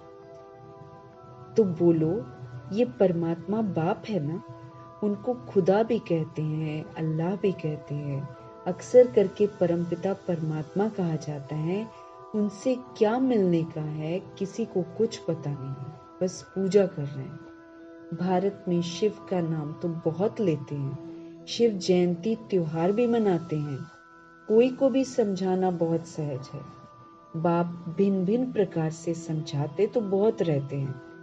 तुम किसके पास भी जा सकते हो, परंतु बहुत ठंडाई से, बहुत नम्रता से बात करना है।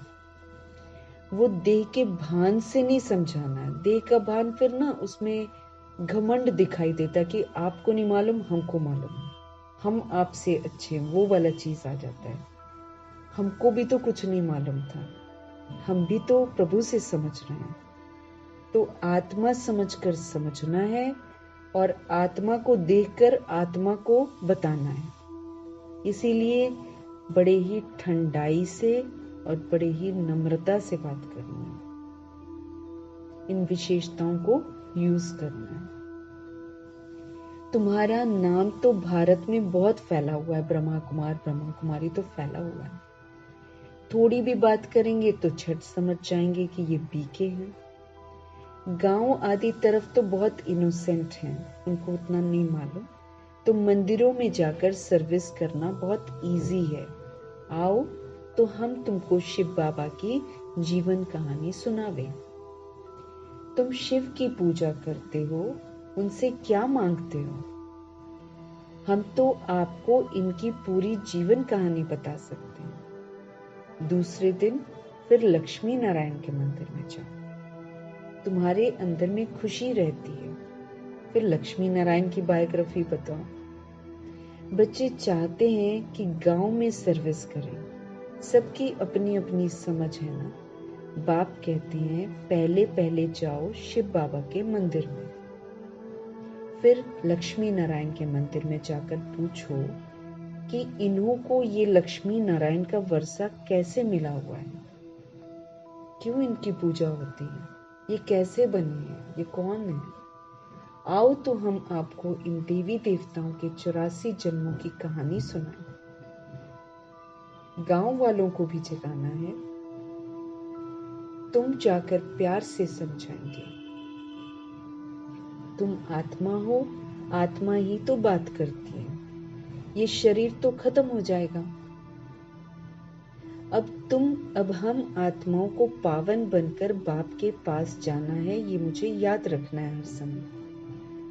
बाप कहते हैं मुझे याद करो, तो सुनने से ही उनको कशिश होगी। जितना तुम देही अभिमानी होंगे उतना तुम्हारे में कशिश होगी। है ना, हम आत्मा समझेंगे तो हम परमात्मा की याद में रहेंगे, उससे आकर्षण बढ़ेगा। साथ में फिर हम आत्मा समझेंगे, देही अभिमानी मतलब आत्मा परमात्मा का बच्चा हूँ, सतोगुणी हूँ, फिर सतोगुणी स्वधर्म में रहकर पाठ बजाएंगे तो डेफिनेटली दूसरी सोल को अट्रैक्ट करेंगे, क्योंकि 7 गुणों का सुख जो देंगे सबको। इसीलिए बाबा कहते हैं कि जब तुम देही अभिमानी बनोगे तो फिर तुम्हारे में अट्रैक्शन आएगी। अभी इतना इस देह आदि से, पुरानी दुनिया से पूरा वैराग नहीं आया है।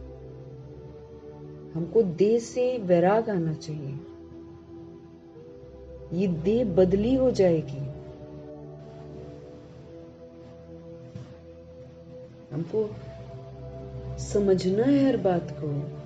इसलिए बाबा कह रहे हैं कि अभी इतना इस देह से, देह के संबंधों से, पुरानी दुनिया से वैराग नहीं आया है। ये सब खत्म होने वाला है। वैराग आना चाहिए।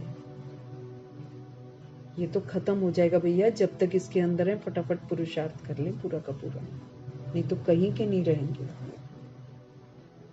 सजाएं ही सजाएं खाएंगे। तो बाबा कहते वैराग नहीं आ रहा है।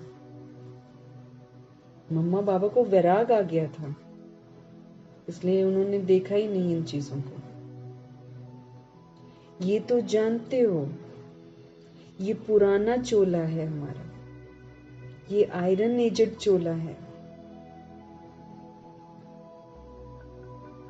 ये बहुत जन्म लेने के बाद जैसे जैसे आत्मा की शक्ति घटती जाती है, वैसा चोला हमको मिला है।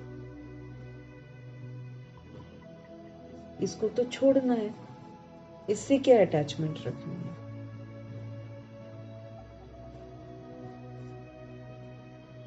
इनमें क्या ममत्व रखना है। जो चीज खत्म होने वाली है, जो परिवर्तनशील है, उससे क्या ममत्व रखना है। दादियां खूबसूरत एग्जाम्पल है, और गुलजार दादी तो गजब का एग्जाम्पल है। कोई ममत्व नहीं। इसलिए जब जब वो जिस जिस दौर से गुजरी हैं, कितने दौरों से वो गुजरी हैं, हम जैसी आत्माएं अगर हो देभान दे अभिमान में, हम छुपेंगे। फेस थोड़ा काला हो गया कैंसर से, या बाल उतर गए, तो हम लोग सामने कहीं नहीं जाएंगे अगर देह अभिमान है तो। वो अद्भुत आत्मा, हम आत्माएं प्रभु से मिल सकें, हम प्रभु से अव्यक्त मुरली सुन सकें, उस स्थिति में भी मौजूद है सभा में। और बाबा को कहती हैं आप यूज करो मुझे। सिर पे स्कार्फ बांध लिया, बाल उतर गए, सिर पे स्कार्फ बांध। कितनी अव्यक्त मुरलियां हैं जो हम देख सकते हैं, जिसमें दादी का चेहरा बिल्कुल काला पड़ गया था कैंसर से।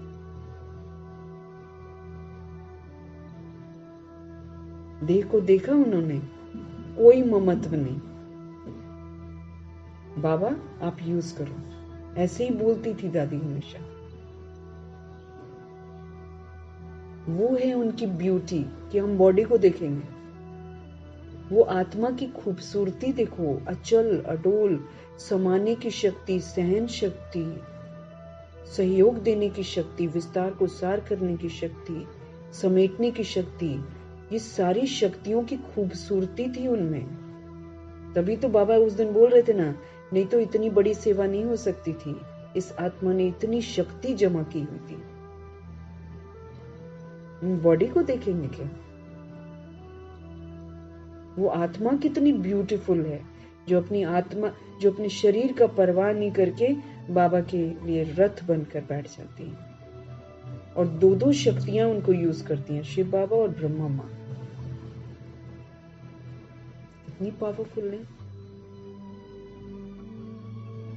अन्य आत्माओं को भी उन्होंने अपना शरीर का सहयोग दिया। प्रकाश मणि दादी को, मातेश्वरी को सहयोग दिया। उनके तन द्वारा वो लोग बोल कर गए। मनमोहिनी दीदी, बॉडी से तो ममत्व रखना ही नहीं है, इससे तो वैराग चाहिए। उन्होंने एक एक अपना सफल किया है बॉडी को सेवाओं में लगाकर। तो बाबा कहते हैं ये तो पुराना चोला है, इससे तो वैराग आना चाहिए। आत्मा को ठीक करने का सोचना है, बॉडी को ठीक करने का नहीं सोचना है। आत्मा ठीक, बॉडी हेल्दी रहेगी। वो बॉडी हेल्दी है जो थके ना, वो बॉडी हेल्दी है जो अथक होकर सेवा पर रहे, उसको बोलते हेल्दी बॉडी।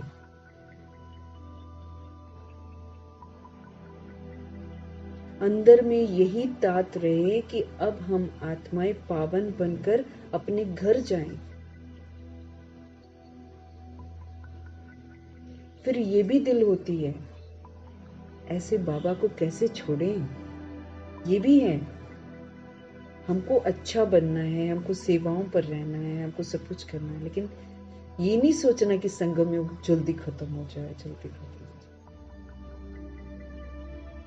हो जाएगा अपने समय पर ही। लेकिन फिर भी ये तो दिल में जरूर आता है, ऐसे बाबा को कैसे छोड़े, क्योंकि ये बाबा 5000 वर्ष तक नहीं मिलेगा। ये सच्चा दोस्त नहीं मिलेगा, ये हमारा सच्चा संबंधी हमको नहीं मिलेगा। इनकी तलाश में हम देहधारियों में ढूंढेंगे, और वो तलाश कभी भी पूरी नहीं होगी। ऐसा बाबा तो फिर कभी मिलेगा नहीं। तो दुर्भाग्य होगा कि इस समय हम पुरानी दुनिया में मस्त रहें, पुराने लोगों में जाकर फिर से मस्त रहें, और पुरानी देह को ही ठीक करते रहें, उसी को देखते रहें। ये हमारा दुर्भाग्य है कि हम इसमें समय बिताएं।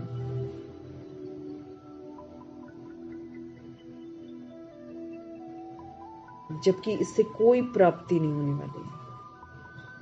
पुरानी दुनिया की किसी भी चीज के पीछे हम भाग रहे हैं, इससे कोई प्राप्ति होने वाली नहीं है। खाली के खाली रह जाएंगे, क्योंकि शरीर ही मर जाएगा।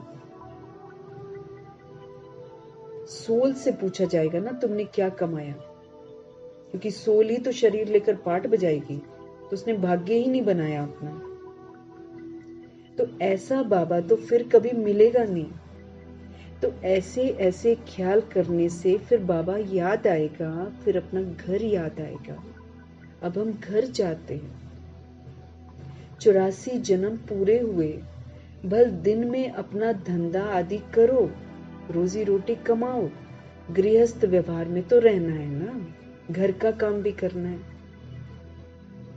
लेकिन याद में करना। उसमें रहते हुए भी तुम बुद्धि में ये रखो कि ये सब कुछ खत्म हो जाना है। जो भी रिश्ते हैं खत्म हो जाने हैं, तो उनसे डिटैच रहो। मेरा ये बॉडी ये भी खत्म हो जाना है, डिटैच रहो।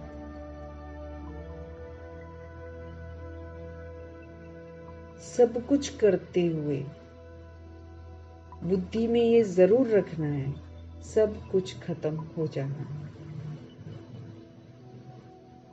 किसी भी वस्तु से, वैभव से, व्यक्ति से, रिश्ते से जो दिखाई दे रहा है, उससे अटैचमेंट नहीं रखनी है, क्योंकि वो खत्म हो जाएगी। सोल जो बच्चा बनकर आई है, या पोता पोती बनकर आई है, या धोत्रा वोत्रा जो भी होता है वो बनकर आई है, जो सोल है, जो चल रही है, जो बोल रही है, जो सब कुछ कर रही है, वो नहीं मरती है। उस बात को समझ लेना। वो मेरा आत्मा भाई है, लेकिन कर्मानुसार वो रिश्ता बनकर आई है।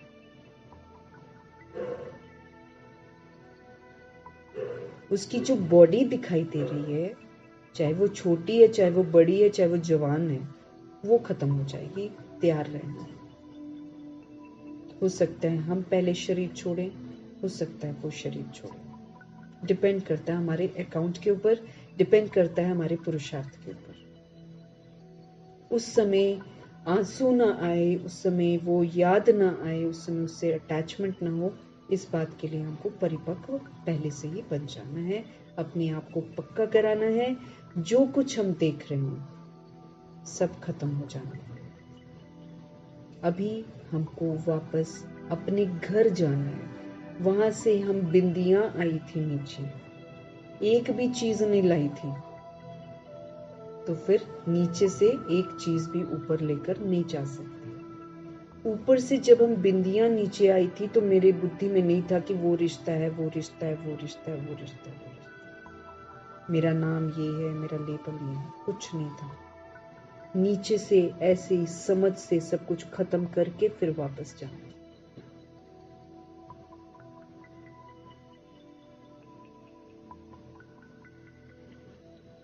गुलजार दादी अंत में किसी को नहीं पहचानती थी। जो भी जाता था बोलता था दादी ये है, दादी मैं वो हूँ, दादी, किसी को नहीं पहचानती थी।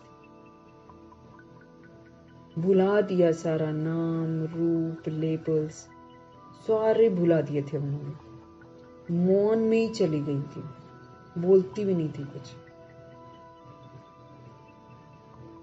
कुछ करवा दो पकड़ा के तो करवा दो, वो दिलवा दो तो पकड़वा के दिलवा दो। उसमें भी उन्होंने देखो कितना गिरा के खुद नहीं दिया किसी को कुछ भी। सूक्ष्म दिया सब कुछ, स्थूल नहीं दिया। कोई पकड़वा के दे रहा था, पकड़वा के कुछ करवा रहा था। इतना डिटैच हो गई थी। नाम रूप लेबल सारे भुला दिए थे उन्होंने। वापस घर जाना है। ऊपर से कोई भी लेबल लेकर नहीं आए थे, तो नीचे के सारे लेबल्स प्रभु की मौजूदगी में मुझे भुलाने हैं। अगर मैंने नहीं भुलाए, मुझे वो याद आएंगे, प्रभु याद नहीं आएगा और मेरी हो जाएगी दुर्गति। क्योंकि अंत समय जो सिमरेंगे वैसी ही गति होने वाली है। इसलिए बाबा बोलते सब कुछ सेटल करो जल्दी जल्दी। सेटल कर लेंगे, मेरे को याद नहीं आएंगे। रस्सियां जो बाबा कल कह रहे थे ना, खोल दो सारी रस्सियां। वो सारी रस्सियां मैंने ही बांधी हैं, मुझे ही खोलनी है। कैसे? शुभ भावना, शुभकामना से, आत्मिक दृष्टि से, आत्मिक वृत्ति से, फरिश्ता दृष्टि से और श्रेष्ठ कर्म से। कल की मुरली में एकदम स्पष्ट बाबा ने बता दिया। वो कर लेंगे, प्योरिटी की झलक और फलक सारी आ जाएगी।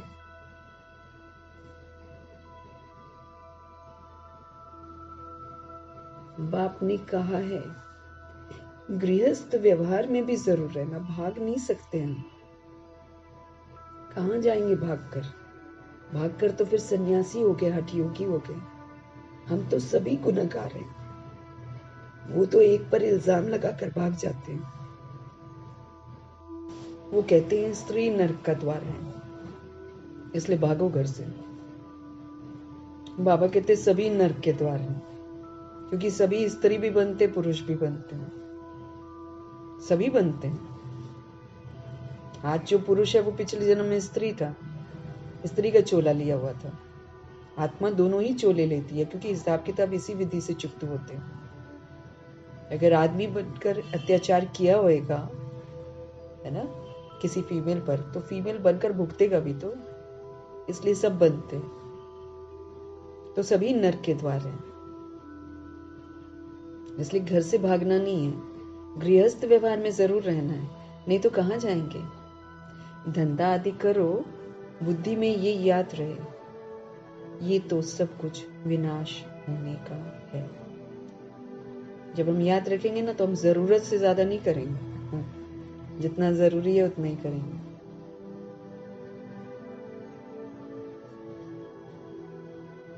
सदा याद रहे, ये तो सब कुछ विनाश होने का है। पहले हम घर जाएंगे, फिर हम सुखधाम में आएंगे।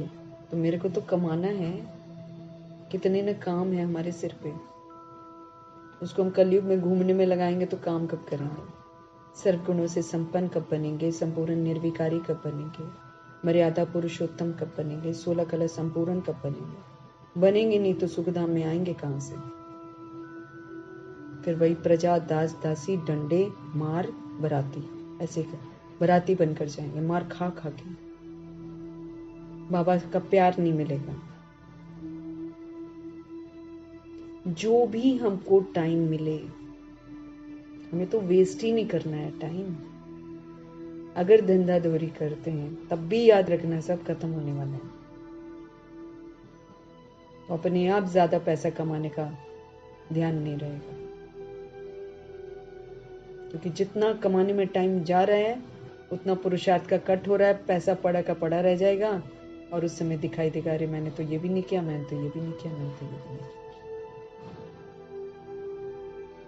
जो भी टाइम मिले हमें अपने से बातें करनी चाहिए, समझाना है ना। जब तक मन समझेगा नहीं पुरुषार्थ करेगा नहीं।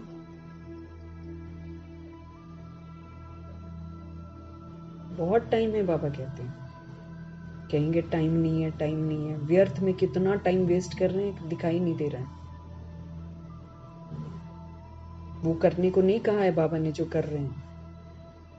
8 घंटा धंधा आदि करो, ये तो उन लोगों के लिए जो धंधे करते हैं, जॉब पर जाते हैं। 8 घंटे धंधा आदि करो, 8 घंटा आराम कर लो। बाबा कहते हैं इतना ही आराम करना है तो 8 घंटा आराम करो रात में। बाकी 8 घंटा ये बाप से रूह रिहान कर फिर जाकर रूहानी सर्विस करनी है, ये भी तो करो। बाबा कहते हैं जितना भी समय मिले शिव बाबा के मंदिर में, लक्ष्मी नारायण के मंदिर में जाकर सेवा करो। मंदिर तो तुमको बहुत मिलेंगे, तुम कहां भी जाएंगे ना शिव का मंदिर जरूर होगा। तुम बच्चों के लिए मुख्य है याद की यात्रा, नहीं तो फिर याद की यात्रा पर रहो। बाबा को याद करो, उससे कितना वायुमंडल शुद्ध होगा, हम शुद्ध होंगे, इर्द गिर्द सब शुद्ध होगा। तो बाबा कहते हैं याद की यात्रा मुख्य है। याद में अच्छी रीति रहेंगे तो तुम जो भी मांगो मिल सकता है।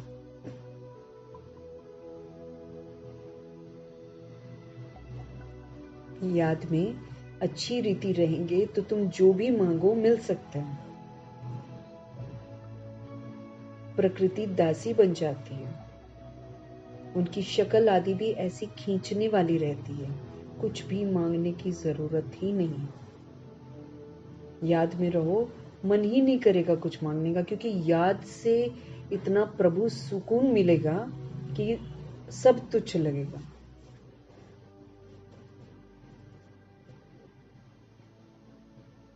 उनकी शक्ल आदि भी ऐसी खींचने वाली रहती है, कुछ भी मांगने की दरकार नहीं। सन्यासियों में भी कोई कोई पक्के रहते हैं, बस ऐसे निश्चय से बैठते हैं कि हम तो ब्रह्म में जाकर लीन होंगे ही होंगे। इस निश्चय में बहुत पक्के रहते हैं। कई होते हैं ना, कईयों का बताया दृष्टांत ना, कि मतलब ऐसे तप करते हैं उठते ही नहीं है, और उसके इर्द गिर्द चींटियों के पहाड़ बन जाते हैं, इतनी तपस्या करते हैं। ऐसे भी ऋषि मुनि हुए। अगर यादगार बना हुआ है तो ऐसा हुआ है। बाबा कहते बस ऐसे निश्चय से बैठ जाते कि हमको तो ब्रह्म में जाकर लीन होना, फिर उनको कोई चीज दुनिया की आकर्षित नहीं करती, न खाने की सुध न कुछ पाने की सुध। वो फिर तपस्या करनी शुरू करती। उन्हों का अभ्यास होता है कि हम इस शरीर को छोड़ जाते हैं, और वो छोड़ भी देते हैं, परंतु वो तो रॉन्ग रास्ते पर हैं।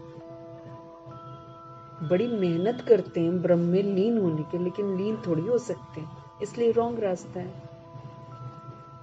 भक्ति में दीदार के लिए भी कितना मेहनत करते हैं कि एक बार दर्शन हो जाए, अपना जीवन भी दे देते हैं दीदार के लिए। आत्मघात नहीं होता है, वो जीव घात होता है, क्योंकि आत्मा तो मरती नहीं है।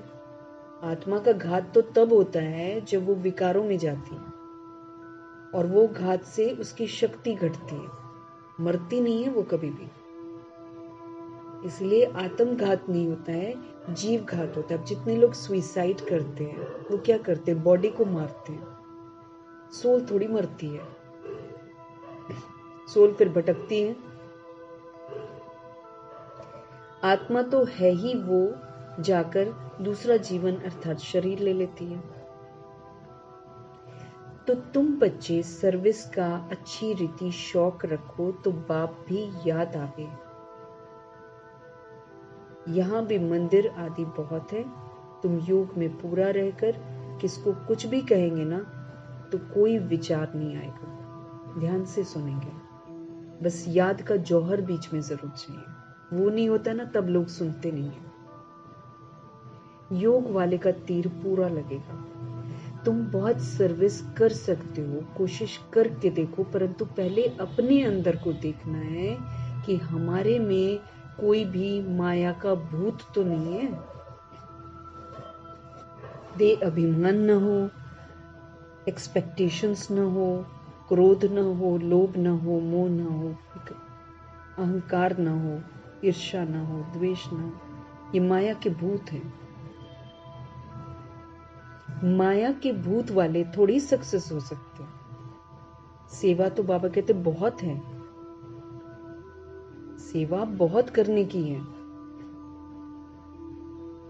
लेकिन जिसके अंदर भूत घुस जाता है वो नहीं करता सेवा। बाबा तो नहीं जा सकते हैं ना, क्योंकि बाप साथ में है। ब्रह्मा जी तो नहीं जा सकते थे। बाप को हम कहाँ किचड़े में ले जाते? रथ थे ना वो प्रभु जी के। किसके साथ बोले? बाप तो बच्चों से ही बोलना चाहते हैं। जो बच्चा मीन्स जो प्रतिज्ञा करते कि हम पवित्र रहेंगे और निभाए भी, उन्हीं से बात करते हैं बाबा। दुनिया से थोड़ी जाकर बात करेंगे, क्योंकि सब किचड़े वाले हैं। बाप तो बच्चों से ही बोलना चाहते हैं, तो बच्चों को सर्विस करना। गायन भी है ना, सन शोज फादर। बाबा ने बच्चों का शो किया, अब बच्चों को बाप का शो करना है। बाप ने तो बच्चों को होशियार बनाया ना। अच्छे अच्छे बच्चे हैं जिनको सर्विस का शौक रहता है, कहते हैं हम गांव में जाकर सर्विस करें। बाबा कहते हैं भल करो, सिर्फ फोल्डिंग चित्र साथ में हो। चित्रों बिगर तो किसी को समझाना डिफिकल्ट लगता है, क्योंकि देखने की आदत पड़ गई है ना हम लोग को। हम बिना चित्र को देखे अगर किसी को समझाएंगे आधे तो सो जाएंगे, लेकिन जब चित्र होंगे तो फिर वो जागृत करेंगे, समझ में आएगा कि हाँ इसका अर्थ क्या है। रात दिन यही ख्यालात रहती है कि औरों का जीवन कैसे बने, क्योंकि हमको जगना है और दूसरों को जगाना है। ये काम हमको मिला हुआ है। नहीं जगाएंगे हमारे पर कर्जे रहेंगे, और जो आत्माएं हमारी वजह से नहीं जगी होंगी वो हमारा जीना मुश्किल कर देंगी लास्ट में, क्योंकि वो आत्माएं होंगी तकलीफ में और हमारे सामने आएंगी और उलहना देंगी कि तुमको मालूम था, तुम खुद भी नहीं जगे और तुमने हमको भी नहीं जगाया। क्योंकि पहले आत्माएं सुनती नहीं है, लेकिन जब मुसीबत में आती है ना तो दूसरे पर दोष लगा देती हैं कि हम भी कर लेते, हम भी बाबा से वर्षा ले लेते, हम भी पवित्र रह लेते, तुम खुद भी नहीं रहे, मुझे भी नहीं रहने दिया। ऐसे करके उलहना देंगे। तो इसलिए हमको रात दिन ख्यालात होना चाहिए कि हम अपना जीवन भी बनाएं और हम दूसरों का भी बनाएं। हमारे में जो खामियां हैं वो कैसे निकले, उन्नति को हम कैसे पाएं, ये हमारी बुद्धि में चलना चाहिए। तुमको खुशी भी होती है, बाबा ये 8-9 मास का बच्चा है, ऐसे बहुत निकलते हैं, जल्दी सेवा के लायक बन जाते हैं। हर एक को ये भी ख्याल रहता है कि हम अपने गांव को उठाएं, हम जिन्स भाइयों की सेवा करें। चैरिटी बिगिंस एट होम, घर से शुरुआत करते हैं। सर्विस का शौक बहुत चाहिए, एक जगह ठहरना नहीं चाहिए। वो तो तालाब है, जो एक जगह ठहर जाते हैं ना, वो तालाब है। तालाब क्या गंदा हो जाता है, नदी बहती रहती है, बहती रहती है। तो सेवाएं करते जाना, चक्र लगाते रहे, मनसा से भी लगा सकते हैं। टाइम तो बहुत थोड़ा है ना, टाइम तो हमारे पास ज्यादा नहीं है। कितने बड़े बड़े अखाड़े उन्हों के बन जाते हैं। ऐसी आत्मा आकर प्रवेश करती है जो कुछ न कुछ शिक्षा बैठ देती है, तो उनका नाम हो जाता है। अखाड़े ही हैं आजकल, जो मैं फिर भूल जाती हूँ उनका नाम, अभी जो 2-3 बड़े मशहूर हो रहे हैं, वो अखाड़े बना लेते हैं कितने बड़े बड़े। कोई सोल ऊपर से आती है, वो प्रवेश कर जाती है, तो कुछ न कुछ शिक्षा बैठ कर देती है, तो उसका नाम हो जाता है, क्योंकि ऊपर का प्रभाव होता है ना परम धाम का। ये तो बेहद का बाप बैठकर शिक्षा देते हैं, कल पहले के मिसल। ये रूहानी कल्प वृक्ष बढ़ेगा, निराकारी झाड़ से नंबरवार आत्माएं आती हैं। ऊपर निराकारी झाड़ है, वृक्ष टाइप का बना है ना परम धाम में, उसमें से सोल्स अपने अपने नंबर के प्रमाण आती हैं। शिव बाबा की बड़ी लंबी माला व झाड़ बना हुआ है, सारी आत्माएं बाबा के बच्चे हैं। इन सब बातों को याद करने से भी बाप ही याद आएगा, फिर हमारी उन्नति जल्दी आएगी होगी। जो जो बातें बाबा बताते हैं उसी के चिंतन में हमको रहना है। अच्छा, मीठे मीठे से खिलते बच्चों प्रति माता पिता बाप दादा का याद प्यार और गुड मॉर्निंग। रूहानी बाप की रूहानी बच्चों को नमस्ते। हम रूहानी बच्चों की भी रूहानी बाप को दिल से, जान से, सिख से, प्रेम से, अदब से, रिस्पेक्ट से, रिगार्ड से, मोहब्बत से, स्नेह भरी प्यार भरी नमस्ते और तहे दिल से मीठे मीठे परमपिता परमात्मा जी का धन्यवाद। और यही संकल्प कि प्रभु जो समझानी और सावधानियां दे रहे हैं, हम सब उसको अमल में जरूर लेकर आए। धारणा के लिए मुख्य सार है, कम से कम 8 घंटा बाप से रूह रिहान कर बड़ी ठंडाई और बड़ी नम्रता से रूहों की सेवा करनी है। सर्विस में सक्सेस होने के लिए अंदर में हमारे कोई भी माया का भूत नहीं होना चाहिए। अपने आप से हमें बातें करनी है कि ये जो कुछ हम देखते हैं ये सब विनाश हो जाना है। हम अपने घर जाएंगे और फिर हम सुखधाम में आएंगे। जब हम ये बातें करेंगे तो हम घर जाने के लिए भी पुरुषार्थ करेंगे और सुखधाम में आने के लिए भी क्वालिफाई करेंगे, क्योंकि बिना क्वालिफिकेशन के, बिना धारणा के एक तिनका भी हमको नहीं मिलने वाला है। इजाजत ही नहीं होगी सचखंड में प्रवेश करने की। सतगुरु जी का वरदान, अटल निश्चय के द्वारा सहज विजय का अनुभव करने वाले सदा हर्षित, सदा निश्चिंत भव। अटल निश्चय प्रभु में, जिसको अटल निश्चय है वो सदा खुश रहेगा, सदा निश्चिंत रहेगा। जैसे ब्रह्मा जी, वो सदा हर्षित रहे हैं, कोई छोड़कर चला जाए, कुछ खाने को नहीं मिले, एक ही जैसा कुछ दिन मिले, को सदा हर्षित, सदा निश्चिंत। अटल निश्चय द्वारा सहज विजय का अनुभव करने वाले सदा हर्षित, सदा निश्चिंत भव।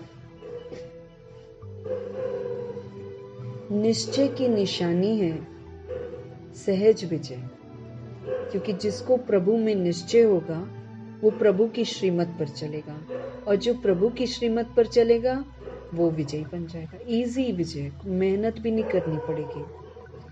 लेकिन निश्चय सब बातों में चाहिए, सिर्फ बाप में निश्चय नहीं चाहिए। बाप तो कल्याणकारी है ही, और कल्याण तो हो ही नहीं सकता। लेकिन अपने आप में भी निश्चय चाहिए कि मैं कल पहले वाली विजयी आत्मा हूँ, कल पहले भी विजयी बनी थी, अब भी विजयी बन रही हूँ, और विजय मैं बनती रहूंगी। अटूट निश्चय। फिर ब्राह्मण परिवार में निश्चय कि कोई भी सोल मेरे को तंग करे, मेरे को डिस्टर्ब करे, मेरे को कुछ भी करे, निंदा भी करे, कल्याणकारी है। वो मुझे अच्छा बनाने के निमित्त है। इस विधि से हम अच्छे भी बनेंगे, पास्ट का हिसाब किताब भी सेटल होगा, बंधन से हम संबंध में आ जाएंगे। इसीलिए ब्राह्मण परिवार में भी संपूर्ण निश्चय।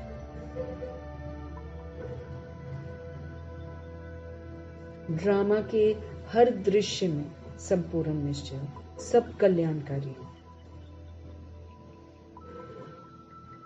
कि सबसे हम अच्छे ही तो बन रहे हैं ना। सभी के प्रति शुभ भावना, शुभकामना रखना, आत्मिक दृष्टि वृत्ति रखना, श्रेष्ठ कर्म करना। बाबा कहते हैं अच्छे के साथ अच्छा करोगे तो थोड़ी मार्क्स मिलेगा। जब सब बुराई कर रहे हो, बुरा कर रहे हो, और आप जब अच्छा करोगे तब तो आप मूर्ति बनोगे, तब तो आप देवता बनोगे। इसीलिए ड्रामा में भी निश्चय, आत्माओं में भी निश्चय, अपने में भी निश्चय, और अपने शिव बाबा में तो निश्चय ही निश्चय। उनकी हर शिक्षा में निश्चय, कि हर शिक्षा जो है मुझ आत्मा के लिए कल्याणकारी है। ड्रामा के हर दृश्य में संपूर्ण निश्चय हो, कल्याणकारी है। इसमें कल्याण समाया हुआ है, जो मुझे अभी दिखाई नहीं दे रहा है, लेकिन आगे चलकर मुझे पता चलेगा। थोड़ी सी बात में निश्चय टलने वाला न हो। ऐसा निश्चय न हो कि कुछ जिंदगी में हादसा हो गया, प्रभु में विश्वास हट गया, अपने में विश्वास हट गया, हम तो हार जाएंगे, हम तो नहीं कर पाएंगे। यहाँ भी ऐसे ही होता है। ड्रामा में क्या मेरा पार्ट है, ऐसे करते हैं ना। ये नहीं होना चाहिए। सदा ये स्मृति रहे कि विजय की भावी टल नहीं सकती है, विजय तो मेरी होनी है। ऐसे जो निश्चय बुद्धि बच्चे हैं, वो कभी भी क्या हुआ, क्यों हुआ, ऐसा नहीं होना चाहिए था, उसको ऐसा नहीं करना चाहिए था, इन सब प्रश्नों से पार रहेंगे। कहेंगे जो हुआ, जो उसने किया, कल्याणकारी किया, उसमें मेरा कल्याण समाया हुआ, इसी विधि से मेरा कल्याण होना था। मुझे उस सोल को भी हील कर देना था, उसके लिए भी शुभ भावना, शुभकामना रखनी है। क्योंकि निमित्त बनकर धोखा देने वाले हमको ये सिखाते हैं कि एक भगवान के सिवाय किसी पर भरोसा मत करना। तो शुक्रिया करना है ना उसका, नहीं तो एंड में धोखा मिलेगा। उसने पहले ही धोखा देकर मुझे बताया कि भगवान ही ठीक कर सकता है, और भगवान पर ही पूरा विश्वास रखो, मनुष्य पर नहीं रखो। तो थैंक यू बोलना है ना। इसलिए बाबा कहते हैं कि जो सोल्स निश्चय बुद्धि होंगी, वो कभी भी नहीं बोलेंगी कि क्या हुआ, क्यों हुआ, ऐसे नहीं होना चाहिए था, वैसा नहीं करना चाहिए था। प्रश्न नहीं करेंगे। सब प्रश्नों से वो पार रहेंगे, सदा निश्चिंत रहेंगे कि जो हुआ वो अच्छा, जो हो रहा है वो अच्छा, और जो होने वाला है वो तो बहुत ही अच्छा होने वाला है, क्योंकि हम प्रभु की छत्र छाया में। फिर वो सदा हर्षित रहते हैं। तो ऐसे वरदान को फलीभूत करना है, हमें अटल निश्चय रखना है, अपने में, बाप में, परिवार में, ड्रामा में, तो हम सहज विजय प्राप्त कर लेंगे, सदा हर्षित रहेंगे, सदा निश्चिंत रहेंगे। स्लोगन है, समय को नष्ट करने के बजाय फौरन निर्णय करके फैसला करो। क्या है, कैसे है, हो सकेगा, नहीं हो सकेगा, पता नहीं, सच है, क्या है, इसमें टाइम वेस्ट नहीं करना। बाबा कहते तुरंत डिसाइड करो कि यही सही रास्ता है। फौरन निर्णय करो कि ये जो बाबा कह रहे हैं यही सही है। बस डिसाइड कर लिया ना कि ये सही है, और बाबा कहते फिर निर्णय करो, फैसला करो, और उस पर चल पड़ो, फिर कभी उससे ना हटो। एक बार बुद्धि में आ गया कि आत्मा की सेहत के लिए क्या ठीक है, आत्मा की सेहत के लिए, है ना, क्या ठीक है, बस फिर उसी पे टिक जाना। फिर ऐसा कोई काम नहीं करना जिससे आत्मा बीमार हो जाए फिर से। इस बात का हमको ध्यान रखना है। तो समय को बाबा कहते वेस्ट मत करो, उसकी बजाय फौरन डिसाइड करो, फैसला करो कि हाँ मुझे प्रभु के रास्ते पर चलना है, मुझे अपने को आत्मा समझना है, मुझे सबको आत्मा रूप में ही देखना है, समझा लेना है ना अपने आप को अच्छे तरीके से, और फिर टाइम वेस्ट नहीं करना है, फिर भगवान के कहे अनुसार ही चलना है। मीठे मीठे परमपिता परमात्मा जी का धन्यवाद, ब्रह्मा माँ का धन्यवाद, जगदम्बा माँ का धन्यवाद, अष्टरत्नों का धन्यवाद, नवग्रहों का धन्यवाद, एडवांस पार्टी की सारी सोल्स का धन्यवाद, बची हुई 16,108 करोड़ आत्माओं का धन्यवाद, धरती आकाश जल वायु अग्नि पांचों तत्वों का धन्यवाद, ड्रामा का धन्यवाद, प्रकृति का धन्यवाद, माया का धन्यवाद, यमदूत का धन्यवाद, करोड़ों की आबादी का धन्यवाद, साधनों का धन्यवाद, साधन बनाने वालों का धन्यवाद, साथ में रहने वाली सोल्स का धन्यवाद, सहयोगी आत्माओं का धन्यवाद, अविनाशी खजानों का धन्यवाद, समय अनमोल है इसके पल पल का धन्यवाद, साथ में रहने वाली सहयोगी आत्माओं का धन्यवाद, शरीर रूपी इंस्ट्रूमेंट का धन्यवाद, पूरे यूनिवर्स का धन्यवाद, आप सभी सोल्स का धन्यवाद, और साथ में सृष्टि की जो इतनी खूबसूरत मेहमान नवाजी हो रही है, कब से वो कर रही है हमारी मेहमान नवाजी, पल पल हर एक चीज के लिए धन्यवाद। चाहे चैतन्य की चीज हो, चाहे निर्जीव चीज हो, जो भी मैं आत्मा इस धरा पर यूज कर रही हूँ, मुझे याद रखना है कि मैं मेहमान हूँ, इसलिए हर चीज का धन्यवाद करते रहना है। धन्यवाद करते हुए शांति।